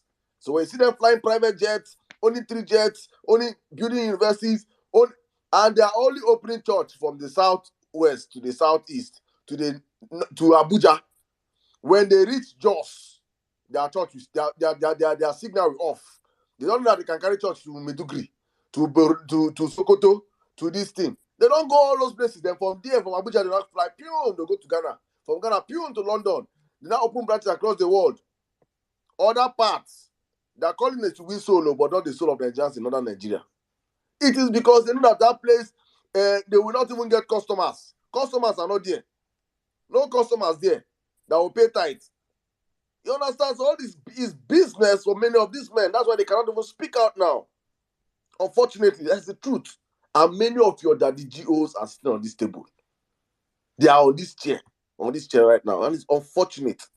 But if they will not speak out, you that have small voice, speak out. It is important to understand that this APC have a satanic, evil agenda against this country. I know it's not on the Muslim religion. It is on the satanic evil leaders. Let me bring back Kelvin. Kelvin is back, so I think we'll wrap up submission. I'll move on to the next speaker. Kelvin, come in. Kevin, go on, please. Kevin, don't drop. Oh, Kevin. Oh, okay. All right, go on, real quick. 2 minutes, please. Kevin, go ahead. 2 minutes, round up. All right, thank you, my brother. So I was saying that if we are being honest with ourselves, you have to also blame the Christendom. You have to also blame Christian leaders that are docile, that are it's just about them. It's just about preaching heaven when they've not even, when they have members who are suffering, who are being persecuted, when they have members who have not lived their best life on earth. And it's the plain truth, no matter how much we try to run away from it. The day the Christian leaders, the day they stand up and say, okay, this is what we want to stand for, this is what we are tired of being persecuted. Just imagine, let's just take for example now, assuming it was like maybe a Peter Obi that did a Christian ticket, or maybe Jonathan in the past and stuff like that, Nigeria would not have survived it. There's no way the people in the other divide, there's no way they would have allowed it. But here we have pastors saying, okay, Muslim does not even count. It is competence. It is this. It is that. So there's no single Christian person in the APC that is even worthy enough, that is even competent enough to serve as vice to that drug baron. There's nobody. And everywhere is just quiet. Everybody is just business as usual. People are already adjusting to everything. We are already adjusting to life. Some people are already praying, may Tinubu's presidency, may it favor me, may it favor my family. That is the problem. So nobody is Islamizing Nigeria. The truth is that we are complicit in this. Our leaders, most of us that carry this religion on our heads, that you will never ever allow your pastor to be called out. You will never ever allow your pastor. You will never ever allow your pastor to undergo scrutiny. You always back them, no matter what they do. You always back them. Tinubu is going to, as I'm speaking to you right now, I'm very, very sure he has pastors that are already praying for him. Where all those ones come from? Are they not Nigerian pastors? We have people who are already praying for him, imams. And the fact that someone like Tinubu with the character and the baggage and all the jabba that's surrounding, the fact that this man can even aspire, or this man can even remotely become INEC president-elect in a country like Nigeria, shows you that We are not even, there's no Islamization agenda again. We are already an Islamic country. Nigeria is already an Islamic country. There's nothing anybody wants to tell me about it. The past year, the Christians have undergone a lot of persecution from Southern Kaduna to Middle Belt, Benue, but have you seen any? Have you seen the Christian body, especially Khan? Have you seen them coming out to always issue statements, to always stand up, or to even talk about protest or hold these people to account? You will never see them. The only thing they'll tell you that if you die in Matthew, you are going to make heaven and stuff like that. And that is the problem. That is a problem. We need to fix this. And by the time we start calling out both the Christian leaders and the Muslim leaders and our church, our elders, our pastors and the rest of them, I think it will be better for all of us. By the time we start having this very important conversation, that when someone says your pastor is not doing well, go to the timeline. When someone says, just mentions a pastor's name like this, now wahala, you will not insult the man of God. Don't call the man of God. And your life your life no better. Your life is not even good. But you want to stand and defend. It's appalling, my brother. It's very, very annoying. See, my brothers, I can't wait. Seriously. I just hope and I believe that this mandate we are going to get it back, because see, Peter Obi's presidency is the only thing that can heal Nigeria. Nigeria has blood in her hands. Nigeria has blood. There is blood. This country is screaming blood, serious blood. From Chinelo to our massacre to people who have died for very simple, unreasonable reasons.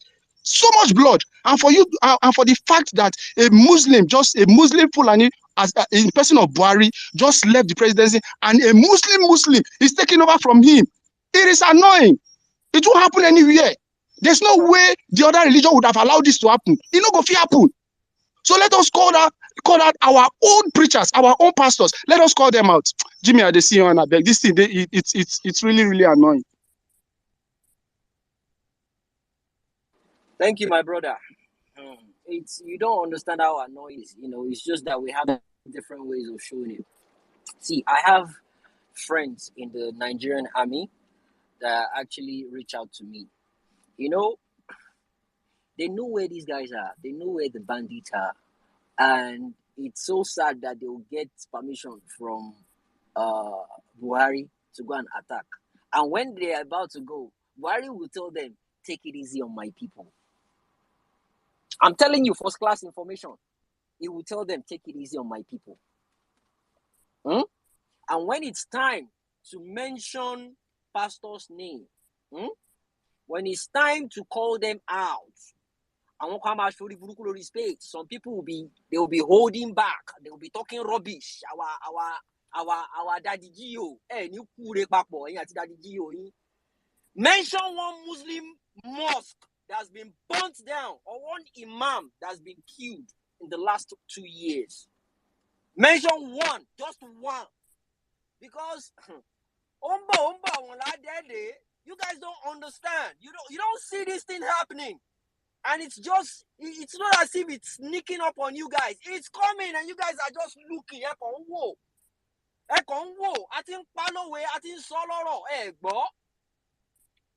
coming at you guys. They want to eradicate that religion in that country. You are seeing the signs. You are seeing the signs. They mean business. And guess what? The Christian leaders, they cannot speak. They are in bed with them.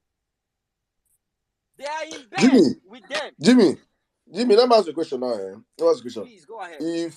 If as Ekweremadu's daughter had kidney problem, yeah?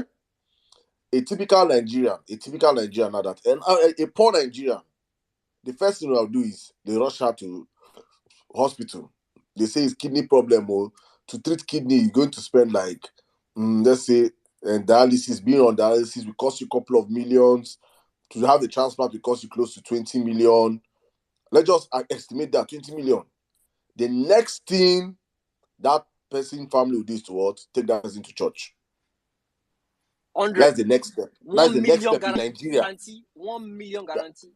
That's the next step in Nigeria. Take them to church for prayers. And look at me. I say this all the time, but people that don't know that every day Every day after I've done all my work, the first thing I post on Twitter is prayers. It's my Bible verse. I am a very firm believer of faith. I understand. I've watched miracles happen in my life. I've watched miracles happen in so many people's life. So I'm not going to come out here and dig. I do not dig. I'll never ever look down on miracles. No. But when you enable a system and everything you depend on is God, God, God, for what God has given you power, human power to do, then that's where the problem comes in. So I look at it and say, the pastors understand this business with the government, keep the country down, keep them economically in bondage, keep them suffering, keep their health system bad, because when you have a health a panic or a health attack or something, and you have good hospitals everywhere, you will not go to church. You go to the hospital and you just I think I made a story of one of my friend here, that this guy left Nigeria. In less than 3 months, he came to Europe, and this guy had an attack. All of a sudden, this guy literally died. Jimmy, this guy literally died. I think his hospital bill and the rest amounted to like 26 or 27,000 euros or so. He was bedridden for close to a month. You need to see the tubes that they pass through this boy's body. You need to see this. I wish I could give me consent to post his picture.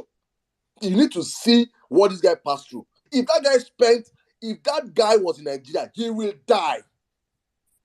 There is nothing that you want to stop that one. He will die. And do you know how much they charge that guy? $20-something thousand euros bill. He did not pay a kobo.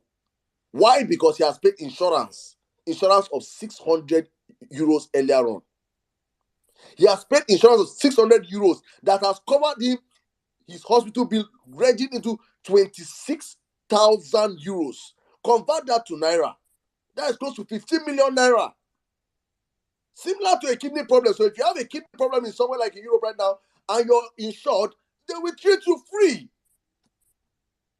These are the issues that these people don't want people to understand in Nigeria. They keep you guys poor. So all you do is pray. And they're in bed with your freaking heads of GOs and the rest. If your GO has a health problem, we tell you he's praying. He will fly out and go and buy kidney. He will go to India and go and buy new kidney. You think he does not know that God can give him kidney? All of them see what happened to Sulaiman. Look, then you see why many of them don't like Peter? Is that Peter said one of his, he said, a man, you will see a man that today he's your church member. He has 0 naira. You know, he has no business. He now contest for elections and win chairman of a local government. In 4 months, he builds a mansion. He will come and meet with Daddy Joe.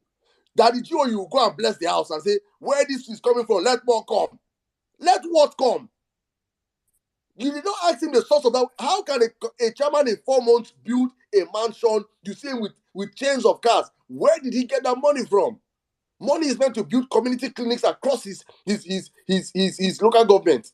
He has taken it to his personal use, and he built, and he call you pastor or bishop. You come and pray for him. That is the kind of religion we practice in Nigeria. It's a shame. It's a shame.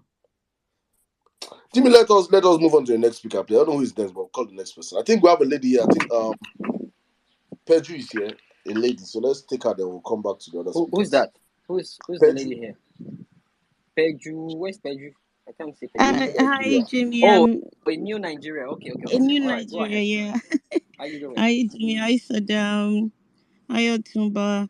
And everyone, good evening. Thank you. Thank you for hosting the space as usual and all the hard work you do. Thank you so much. Wow, you guys have said a lot. Oh my goodness, Nigerians' problems so much. There's one thing about this APC people and issue. When APC says things like fascism and they talk about religious war and they accuse PO of that and of obedience of fascism and stuff like that, they're actually projecting. It's actually what their goal is and what's in their mind. In 1999, the Sharia Court of Appeals, was, instituted into constitution so that, they can be reviewing cases of Sharia law in north and northeast of Nigeria, of the country. It was this guy's name, Ahmed Yerima, who was governor of Zamfara, and then later senator as usual. They're usually governor. When they finish chopping, they don't step down and let anybody else come and do a better work. Instead, they promote themselves and stay there as senator and finish all the money. So this particular guy, Yerima, he married a 13-year-old, and human rights were questioning him about it, and he said, "No, that it's legal in Islam to marry a 13-year-old, an Egyptian girl that is 13-year-old." It's amazing how we interpret religion, and I have a feeling that the way we interpret religion is not the way God does it, because across religions you see that God is about love. So I don't know how a 13-year-old can be old enough to marry an old man. Old, I'm not talking old like 20-year-old man, no. Talking old. 60-year-old. It should be, it's just abominable. But this is what's happening in our north with our people. This is our people. This is our children. That 13-year-old, even though she's from Egypt, it doesn't matter. She's a human being. You don't have to be Nigerian to get our love. Human being, period.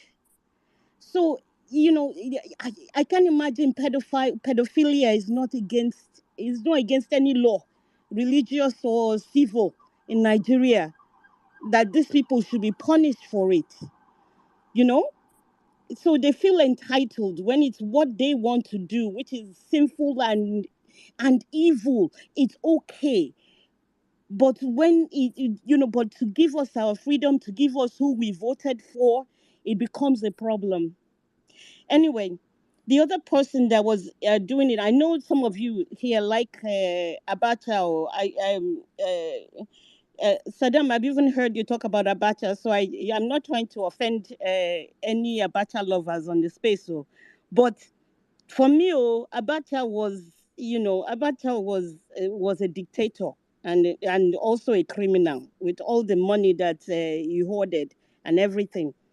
So, but he was also part of this architect of this Sharia law that actually instituted it. Besides this, Yerima starting it in the 90s. So Abacha also played a role here. And so the thing now is that now Muslims in the Muslim youth in Lagos, an organization, they were asking the court, they were asking Emma, please, just let me do a quick disclaimer before you continue. Please, okay. none of us here is an Abacha lover. Please, we are Oh, just saying that Abacha is 10 times better than what APC Buhari is doing now. Under Abacha, there was no the theft then is not compared to what's happening now. That's just what I'm saying. Not like who but he likes stole money. Abacha stole Abacha plenty. stole money, but these people have stolen 10 times more than Abacha. Well, how much was oil in Abacha? These people are from hell. That's what I we're saying. agree. We're not saying These Abacha. people are from hell. I'm not even saying, even under Abacha. Under Abacha, life was better under Abacha than it is now. Yeah, that's true. I agree. I agree. But Abacha did his own evil. Plenty underground evil too. Yeah. So please don't let us make him look righteous. I know these No, people are he's a really devil bad. now. He's a devil. He's God a forbid. devil. Thank We you. know, These yeah. ones are devil extra with infinity squared. But yeah, thank you, Sadam.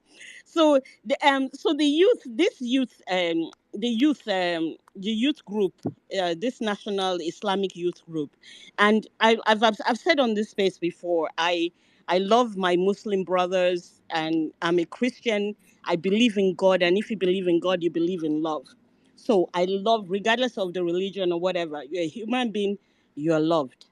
So you know, one of the things they requested, this particular organization of this youth group, which in a way, you know, when you talk about religion, it's like sometimes you want to be a little sensitive, but at the same token, when you have a constitution, you have to follow the constitution. So what they were asking was that they wanted an amendment to the constitution that every state where there was 100 Muslims, and this was particularly in Lagos, if there were 100 Muslims in Lagos, that there must be a Sharia court of appeals. So they put in, that was last year, the Guardian reported it, that they were requesting that. I didn't see any law that it ever passed, but that was the request. So now, when we are now talking about this Islamization and everything, it's making me really wonder. And Auntie Bolanle was saying something, that I like, and also Kevin was talking about it too, and you guys too, Jimmy, Amir, and everybody that has spoken. Well-meaning, and everybody has been hinting at it as well. The caution that where we are going with religion, because Nigeria, we are trying to. One thing I like about this movement is that it's inclusive, but we have an APC that is trying to make they're on the on they're on the DL, on the down low. They're trying to do exclusivity for a particular religion and particular groups, and yet they're blaming other people for doing it. So I just it's just their evil is just terrible. So that's something for this, is that when, if those of us that actually now, especially now, Saddam, that you're talking about starting a new media, and if that media is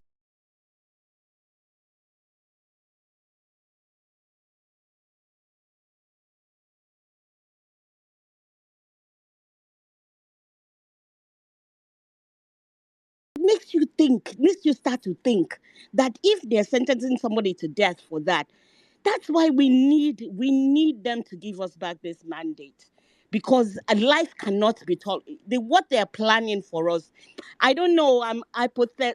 This is an hypothesis, but seriously, we need to really think this through properly. Really properly. They've set themselves up, and they're reaping what they've sowed. If they want, they should come out and talk. If not, they should come out. Thank you. Have a good day. Thank you. Good night. Thank you. Good night. 1 minute, please. Somebody just sent me a tweet. I'll play a reply from the man with the white beard man with as in what they call it now, shoe polish baby, Reno.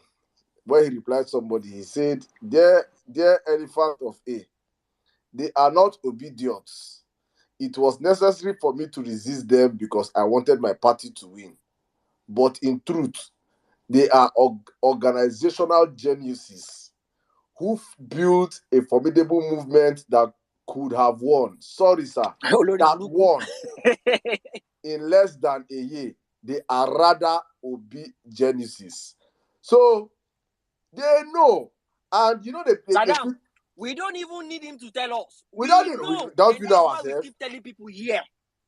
Don't we know ourselves? We know now, bro. We know. We don't need that. I'm not telling people for them to understand that. For those that don't know, to understand that we ourselves, we know what we did. And the establishment felt it.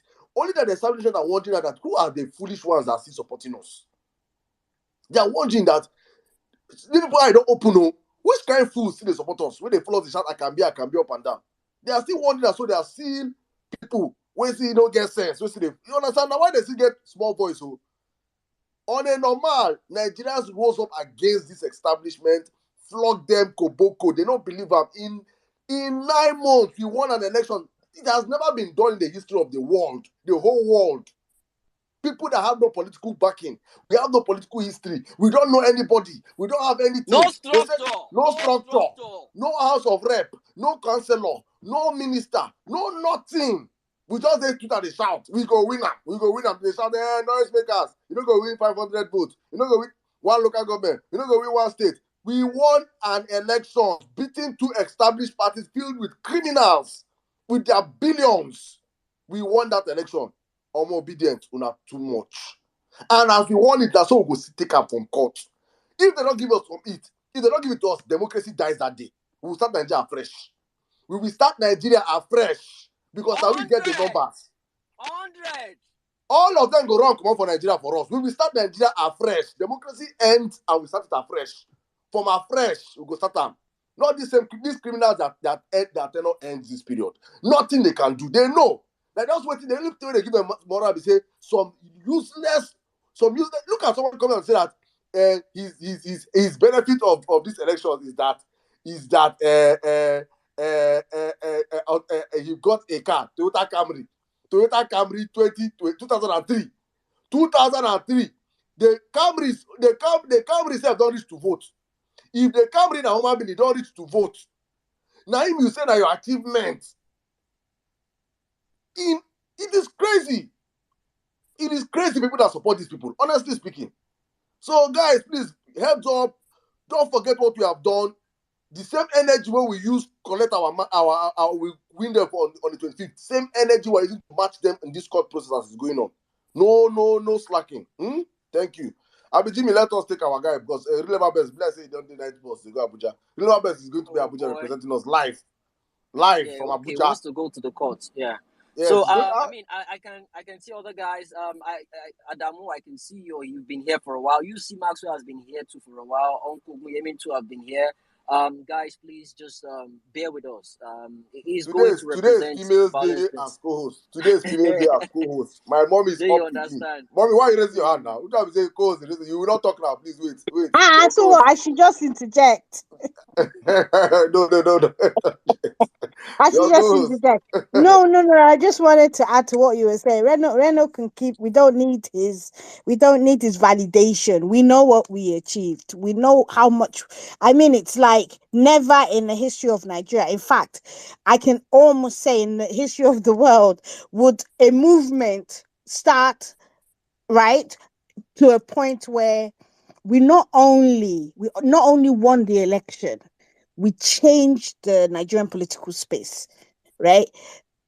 I mean, before the election started, see people from other candidates from other political parties were claiming to be obedient. They were putting obese because we made sure that our messaging was so acceptable to everybody, wherever you were. We kept it issue based, and in terms of money, we were raising our own money. We were using our own money, and when you use your own money to do something, you are so much more committed to achieving your aims. So it's like when they say, "Oh, you tried." We did more than try. We won. I just wanted to make that clear. I will collect it back. 100%. We're getting it back. Oh yeah, Jimmy. What did you don't do? You say my co-host now. My co-host now. Nah, gang. Me, sir. Dada, what is happening today? Two female co-hosts. Vanessa, now they say I'm not gonna clap for me now. All the people say I'm anti-woman. I see say me now two gang dey my side. Okay. Jimmy, please don't interrupt them. The people where I don't block, I know if you co-host, then go they drop. They no be request for mic. So I guys calm down. I guys calm, otherwise Vawulence place don't go hold again. People don't dare my DM already, save. So I mean, guys, we're one family, but moving forward, Releva Best, are you available to speak? Because I know there will be network issue along the way. I'm not sure if you have a stable network. Can you hear me? Yes, we can for now.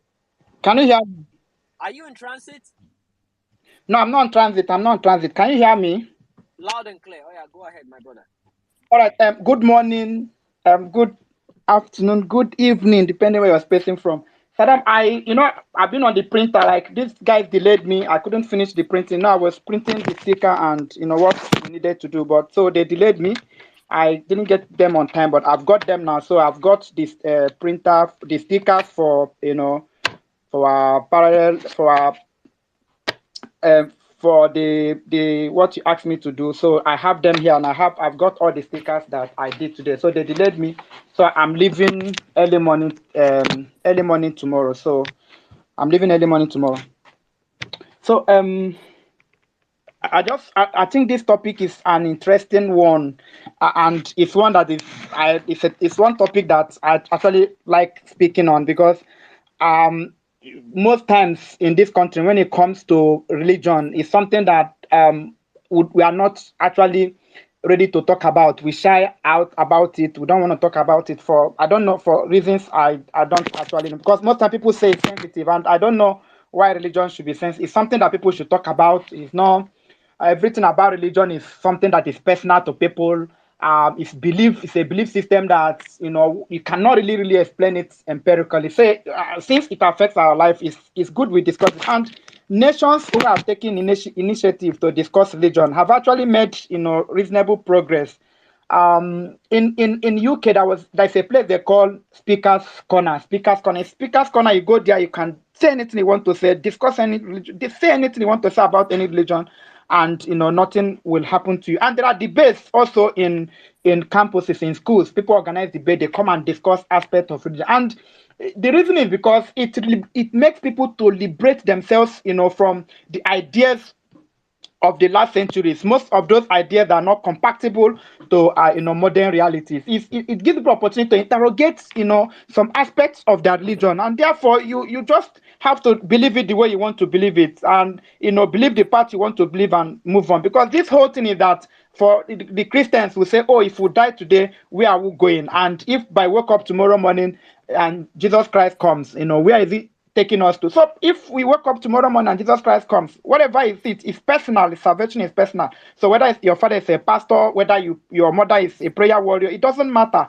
It's something that is personal. So if your mother is righteous and there is reality of Christ coming and taking people to heaven, they go to heaven. So I don't know why it should actually define our national life. It shouldn't. And when people bring religion into the center stage of politics, it becomes problematic. And I think that is the dilemma we find ourselves in this country. That for real, some people actually want to drag us into believing or into making a nation say, oh, we have to practice a particular kind of religion, or we have to live our life, even if we don't want to live our life like that, that we have to allow certain people to have their own laws, and these laws are going to be dictated by religion. So if we're in the same country, we have a constitution, we should have one constitution, except we are not saying we want to practice, Islamic laws and Sharia. Then if that is what we want to do, it's going to be chaos. There's no way two constitutions can actually exist. And the complication about Islam is that it's a religion that actually encompasses politics and religion, and therefore it has its own law. Everything is defined in Islam. Every aspect of life is defined, how everything should be done. And therefore that is why most times people have actually tried to find a way to make it a personal something. You become religious the way you want to, you pray the way you want to, worship God the way you want to worship it. Because when you bring it into a national life, it becomes a problem. It becomes something that cannot work. So when people express fear that these things are possible, because it was possible at some point in history. If those of you who have read, denominational, read church history, have read religious history, you will know that in centuries, even Christianity, if not that Christianity, Jesus Christ came and actually redefined, the way people worship God and not the rest of them. Christianity came into existence, and if we are still practicing Judaism, you see the wars of Amalekites, the wars those Amalekites fought, the wars that David fought, it would have been a child's play to the kind of war Christians will be fighting now. I want to repeat that again. Nuclear weapon, biological weapon, and it wouldn't have been easy. But somehow Jesus Christ came, there was reformation, and Jesus Christ said, somebody slap you on this cheek. So there was total separation from church and politics. There is total separation, from it. And even when Europe tried it to encompass all these things for so many centuries, people like Martin Luther, Milan Wheeler, all these people came and said, no, this is not Christianity. It doesn't have any bearing in the Bible. If you know anywhere it's in the Bible, tell us. And they separated church from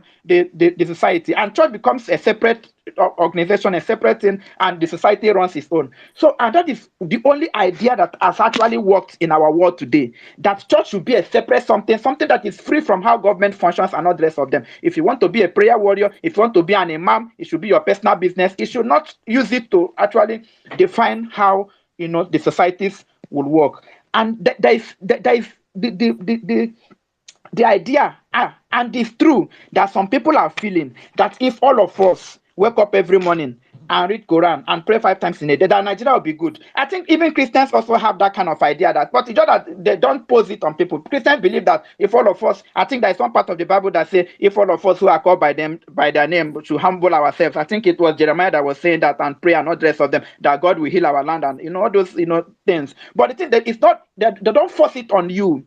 So Christians also believe that if all of us become Christian, everything will be fine. But they don't force you into it. They don't try to make law. They don't try to make government law. They just say it, and they believe it becomes a personal destiny. If you believe that, some of us believe in God, we pray every reasons, and it's good. I don't have, because me also, I'm a Christian, but I'm a Christian to the point that if I see Christianity trying to impose on our national life, to impose on how we should live our life, to impose on how we should define, no, I will say no. And I disagree with pastors who will tell us, oh, we should appoint if everybody's no right. We don't need to be righteous to have a sane country. We don't need to be righteous. People who are running their country, perhaps maybe in UK, in France, in America, they are not righteous. Most of them don't believe in God, and their country is functional. So we want to have a society where you don't need to be a child of God for you to do what you're paid or you're voted to do. And therefore, those people who, the whole idea of Muslim ticket is going to give rise to a whole lot of things in the coming. God forbid it happen. But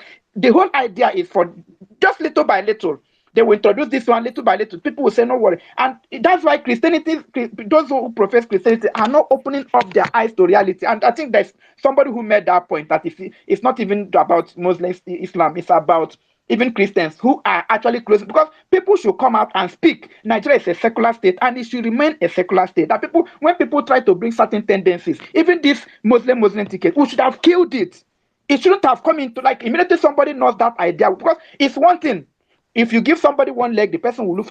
An ordinary person, Muslim, does not care about all these things. But there are people in that religion, those imams. And that's when somebody also make the point that in Christianity, we don't go to church and say you must. It's in this thing that even some of them became interested and not dressed up. But in the north, it is that they decide who rules. It's in the church that they do all the campaign. They do it, and nobody has actually questioned it. That Peter B called made a call to Oyadipo. They even had to go and doctor it, and it becomes a national discourse that he made a call. But in the north, imams are not dead. Tell you they will not vote this person, that this person. They will say it. There nobody says anything about it. And if you check how this has worked, whether it's Madam Fodo, Jihad, and all the rest of them, it is little by little. It is little by little. We have to open our eyes and make sure we don't. We are a generation, the Soloseke generation, that will stand up and speak truth to power. And if we don't speak, will all perish. The pastors, the people, I don't have any regard for those. It's when you do, if you do good thing, I will have respect for you. I don't have respect for you because you have 2,000 denomination, or because you have, I don't care about that. Because for me, what I believe is that nobody is more Christian than me. It's not possible. What did you do? You're not nobody. You're not nobody in this country, not anywhere, that is more Christian than me. Because you believe in God, I believe in God. You read Bible, I read Bible. So why are you more Christian than me? If you claim that you see God, don't you know me? I'm sleeping with God. Me, I'm living with God every day. So what are you talking about? So nobody. So this idea that some people, because they are not doing, church has become a private business in Nigeria, and because it has become a private business, they are afraid to speak, and that's why. Even the way Christianity is supposed to be done is in such a way that it should not have anything to do with the society. It should something that should run on its own. So these pastors, they've thrown their hand. If they speak, government will take their land, because they will come and take acres and acres and acres and acres of land. So when they speak tomorrow, government will tell you, oh, that place you build your church, you want to take it, and because they have committed themselves. They have gone on a business that nobody has sent them, and therefore they now become the God that people see on earth. And that's why they cannot speak. You see a man of God that will go to somebody who is a terrorist, a non-terrorist in this country, and say he's a good man. How can that can? Because these people are supposed to come and speak irrespective. Even if you want to kill them. They have to speak the truth to power. But they don't speak truth to power. And that's everything they try to say, okay, don't worry, just calm down. Well, let's pray, and God will not allow this thing to happen. We have to start speaking up. I think Nigeria have prayed enough. We have to start speaking up. And I think also when we have these discussions, just like we're having it now, our minds will be open to it. People don't know. Just like that's why one thing about Christianity, I like you.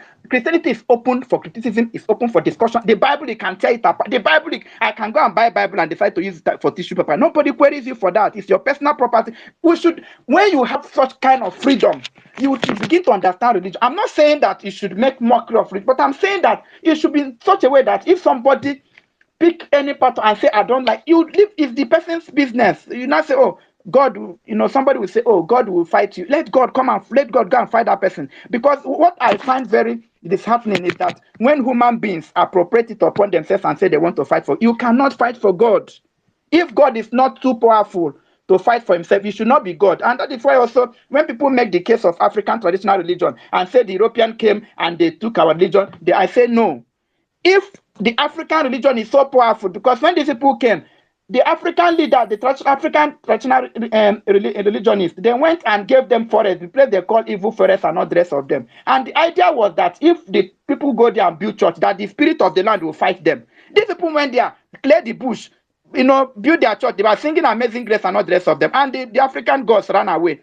So if those African gods were not able to fight, their ground, why would somebody now want to go and fight for the African gods? So if they were so powerful, they wouldn't have allowed the religion that they brought, this religion we are professing now, come. So that means the power that came is more powerful than the power that I'm just saying that on a lighter note, but it's just for you to understand the power dynamics. Therefore, any God that cannot be able to fight for himself, that God is not actually worthy of worship. If anybody does anything wrong, leave it for the God and let God fight the person. And I know that God can fight. And if he can fight, let him fight. But don't take it upon yourself and say you want to begin to legislate something, you want to begin to impose on people's rights. I cannot live in a country where some people will go to Sharia law, or how Sharia law, they will not go to say, oh, this, because you've committed this thing that Sharia law says you should be killed. No, it should be Nigerian constitution. This is what the Nigerian constitution, we should not have a parallel constitution. And maybe we'll still have another time for to expand on this topic. But what happened to Ekweremadu is something I listened. I think if either if you have opportunity, go and read the details. I think it was Jimmy that was talking about it. Go and read the detail of that case. I watched that a video clip where that man. What actually got me was the way the judge took his time, right, to break the case down. Like it was so detailed that even when Ekweremadu's daughter was interviewed, you could see that it was difficult for her to say, what they did was right, because it was so clear. And that is this a society that works. It doesn't matter. That man, even though he was calling him senator, the man knows his position in Nigeria. He knows how powerful he is. He knows even how much investment he has in the UK. And that man was actually treating him like every other citizen, interpreting the laws and say, because you have, even when they raised the case that he was sick, the man said, yes, I understand you're sick. I understand you're fighting for your daughter. But the fact that you're sick, you're fighting for your daughter, it's not an excuse to break the law. And even though they made, this man also said, this sickness, you can actually stay in it's not so much that you cannot stay in prison custody. But that is the kind of society we want. And if that is the kind of society we want, people will not rig election and say take them to court. They will try to win election legitimately. And that is the kind of country we want to have. That is the kind of country that will have to make progress. When P2B was talking about law and order, and people don't really understand what law and order means, because a country that does not have laws, and even if they have law, there is no order to actually promulgate or obey those laws. It's chaos. It's Hobbesian state of nature. It's that does not have any form of government. That is a situation that is very brutish, that is chaotic, that human beings should not live on. If we have grown a society where we have laws, those are intangible assets, like P2B says. Something we can begin to do tomorrow to say, let us have laws that we can obey. Therefore, people, when they commit offense, they know that they are going in for it. People will not do some of these things that politicians are doing today, that you kill people, because they did not just rig election. These elections was rigged by the blood of Nigerians, because they did not just write figures. They kill people actually to be able to manipulate the process, for them to be able to write the figures they write. I want to take that again. That it's not so much that INEC actually change figures. It is so much that they kill people. It is the blood of people that died on that election that they used to write the figures. That is how bad this thing is. Because those people who were killed, those blood, it was their blood That was because if they did not kill them, they wouldn't have been able to manipulate the process the way they manipulate. For them to manipulate the process, there was need for them to use the blood of those people to write the result. That was so the result that APC had today is a result that was written by the blood of innocent Nigerians. And that is why we should not allow that to happen again. We should not allow it to stand. Because for a long time, this thing has happened. Ekweremadu, it's good that what happened to him. And I think that should be something that we begin to look at and say that is the kind of society we should have. A society that does not have respect for people's position or the name, whatever name they call themselves. If we have such society, it will make our state to work. It will make us to have respect for the dignity of the human person. And that is the kind of society all of us are fighting for. We cannot wait for a day that we'll have that country. And that country is here and that country is coming very soon because P2B regaining its mandate, it's just a testament that Nigeria has actually broken off, from the bondage of mediocrity, from the bondage of criminality, from the, bondage of these people who came from nowhere, to come to steal our collective destiny. Somebody was making the case about, I think it was Saddam that was talking about human parts costing money. I don't think Tinubu's parts will cost money because there is no part of his body that will cost money. His eyes are gone, his skins are gone, his blood is dark. His heart are no longer working. He's been riddled by cocaine, and marijuana. So there is no part of that. So it's not every human part that actually costs money. At least I know one person. That one person is Bola Ahmed Tinubu. The man is far gone. There is no part of his body that will cost any amount of money. So guys, it's real. Let's keep our eyes open. Let's keep fighting. You can imagine somebody who killed people on election day like that. He wants to become he wants to become a speaker. That is how bad this thing is. That is how bad it is. That's when I said the results were written by the blood of people. That is for you to understand what I'm talking about. He killed people and he's still there. Nothing because no law. These people you now imagine when he becomes the speaker, how many people he would want to kill. And because our eyes were open in this election, that's why we are saying all these things. And that is why it's also become important that we also have our own news media. You understand that use news platform that we use to propagate facts. And that is why what the violence space is doing is timely. It's something that is noble. It's something that all of us should contribute in whatever means that we can to make sure that because Nigerians need to hear facts. For a long time, our media is gagged. They cannot speak because they are part of the system. The churches in Nigeria cannot speak. The imams cannot speak because they are just part of this conspiracy. Nigeria is a crime scene. I've said it, time with that number, that this thing cannot work. Fully work, it can no longer work. And because for it to work, it's just that all of us will stand up. For a long time, we have been sleeping, but I think we have a generation that is going to say enough is enough. So thank you, everyone here, who is fighting. Jimmy, Emia Saddam, everybody that is here, Madam Bolan, Otumba, Lamin, Archie, I can see Archie, Mary White, and Sister Dunke, Joe Obedient, Mark, everyone on this place. I cannot call your names. I'm just still packing my bag, but I don't. It's Sweet Angel here. Everyone here, what that you do. So I've got everything that you needed me to get today. So very early morning tomorrow, I should be leaving for Abuja. So thank you very much, guys. I appreciate you guys. Keep fighting. Keep fighting. We cannot stop. Remember, the result that the result that they wrote for APC, it was actually written. The ink that was used to write those results were actually the blood of innocent Nigerians, and we cannot allow that to continue. So thank you so much. Thank you very much. Jimmy, go on.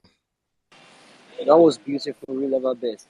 As always, thank you so much. Lenti, as you always come with your monologue, very long one. Is it me though? Is it that real ever best always have a paper and a pen when he gives the submission? You can hear the paper waffle when he changes or opens the page. Thank you, my brother. God bless you. That was beautiful as usual. Right. Let's go to UC. Maxwell has been here for a while. So after UC, Uncle Boyemi and Adamu in that order. Fair Chiefs. Oh no, I think she didn't speak earlier on. She dropped. UC Maxwell, how you doing, my brother? Welcome. UC Maxwell, are you there? Don't sleep. You see. Going, gone. Okay, Uncle Miami, how you doing? Can anybody hear me? I can hear you. We can hear you. Oh, I don't know what's Okay, going on. okay. All I right, can hear okay. you. All right. How are you? All right, brilliant. I'm fine. Uncle, it's been a Okay. while. How you doing? Sir? Good. How are you, Sister B? Hope you are good. I'm good. I'm good. Thank you. Yeah, and Saddam, I've been listening to all the conversations since. It worries me and bothers me that we find ourselves in this kind of mess that a country of ours will now become a religious hub where people discuss about religion. In Nigeria, my mother, she's late now. She was a Muslim. My father was a Christian. We both live in harmony. My father was a knight of the Catholic. My mother is a Muslim. My grandmother is the Yadini of Ijebu land. We never had such conversation in this way things are going in the country. And I found out that it's not this about the practice of Islam. It's about the practice of looting by the criminals who call themselves political leaders. Who want to use religion as a model or means of continuing to loot the country. Sometimes in the beginning of the new dispensation, as at 1997, I was with I've said it here before, the former governor of Zamfara State, Alhaji Yerima. Then it was the secretary to the asset sharing of the state. The guy never talk about the Sharia until when he became governor in 1999, towards the end of tenure, beginning of the second tenure, I started coming up with things. And I was wondering, was not this guy I was with this? And I found out that our leaders are using religion or as a means. But we also have Christian leaders who are, many of them are convoys. We can see Yemi Oshibajo. We have series of them that have gone in their pocket. Many of them are ashamed. They're very shameless human beings. I'm sorry, I'm a pastor, I'm a reverend, so I know what is going on. Sometimes we have some of this money drives their faith, not Christ. Money drives some people's faith. And some people have moved out to the common man himself, which is Agbado, Tinubu himself. Money drives them. The faith does not drive it. Like there was this faith that was delivered to, but this was the kind of faith that was delivered to us by the elders of the faith. The kind of faith we have in Nigeria is not kind of Christianity we have. Because some of them, the money rules them. Money control them. Money, everything. That's why if you look at Nigeria, most of the churches in Nigeria, if they preach, few of them talk about the process of faith, the process of living right, the process of having relationship, community inclusiveness. We go to most of the churches, and that is people talk about more about money, the principles of money. And I what concern pastor with money. The church should be a hub for healing of soul. So when we can continue to have this kind of agenda, it will work because we have some of so-called leaders are con men. I'm very sorry that some of these are leaders that most of the con boys are his boys. Most of his pastors are con boys. So what will he tell the National Assembly to keep quiet? I pray God will help us in Jesus' name. Then talking to this Dagugu, I don't even know. The man is very funny. The man was so proud that he had 26 children. I was just like, doesn't the man know the implication of 26 children on the population? And because of governances, and in Nigeria, as a government, you have 26 children.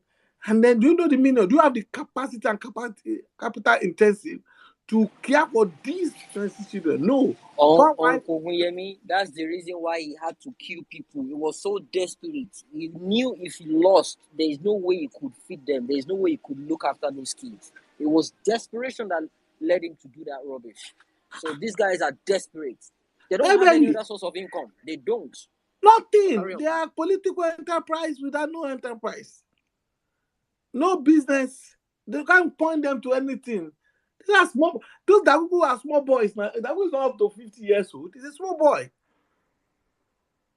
But he has nothing in his life. Ask him which business. They all fix on the Nigerian government. They all fix on Nigerian resources. That's why we have the level of poverty in Nigeria. The level of poverty is increasing on a daily basis. People also for money. But I've told myself I'm not going to give anybody any money again. I said, as many of you that decided to vote for the command, you go and meet the command to sort you out. Don't come to me to come and sort you out from my pocket, from my hard-earned money. I work for this money in a society that is sane. So if we have the, and then there was another one that was showing himself also that he has it's for something for children. I was wondering, well, these people, please, I'm very sorry. I'm going to address the North. Please, you guys should talk to yourself. We don't need that kind of population. Just have children that you don't have resources. Nigeria don't have resources to care for them. And then we to have the children on the street. Uncle, me, please, for me, do not tell a man how many you want to born. If you want to born 600, let him born. That's not your. That one are in business. It's not your. Share now you the feed down. Don't they feed down. Allow him to. If you want to born 6 million, let him born. That is not our problem. Our problem is not. It is his own choice. You can have your opinion about him, but you tell a man how many he wants to born, or his wife. You understand? That's just me. I just my 2 cents. So I don't think you should tell a man what he chooses to do with his own culture. Is that okay for them? For some of them, it's culture. Please. Saddam, at a point in time, I think we'll get to that position whereby we'll have to be putting across to people regardless their religion. It happened in China. No, it's culture. It's not. No, Jimmy. China is not. China billions of people. Billions. I know. My point is we need to regulate because these are the same region that they are coming up with a lot of people. They are not looking after them. They are not taking care of them. That is exactly what I'm saying. But I mean, that's a topic for another day. Okay. If it's that one, there's a problem. That's a problem.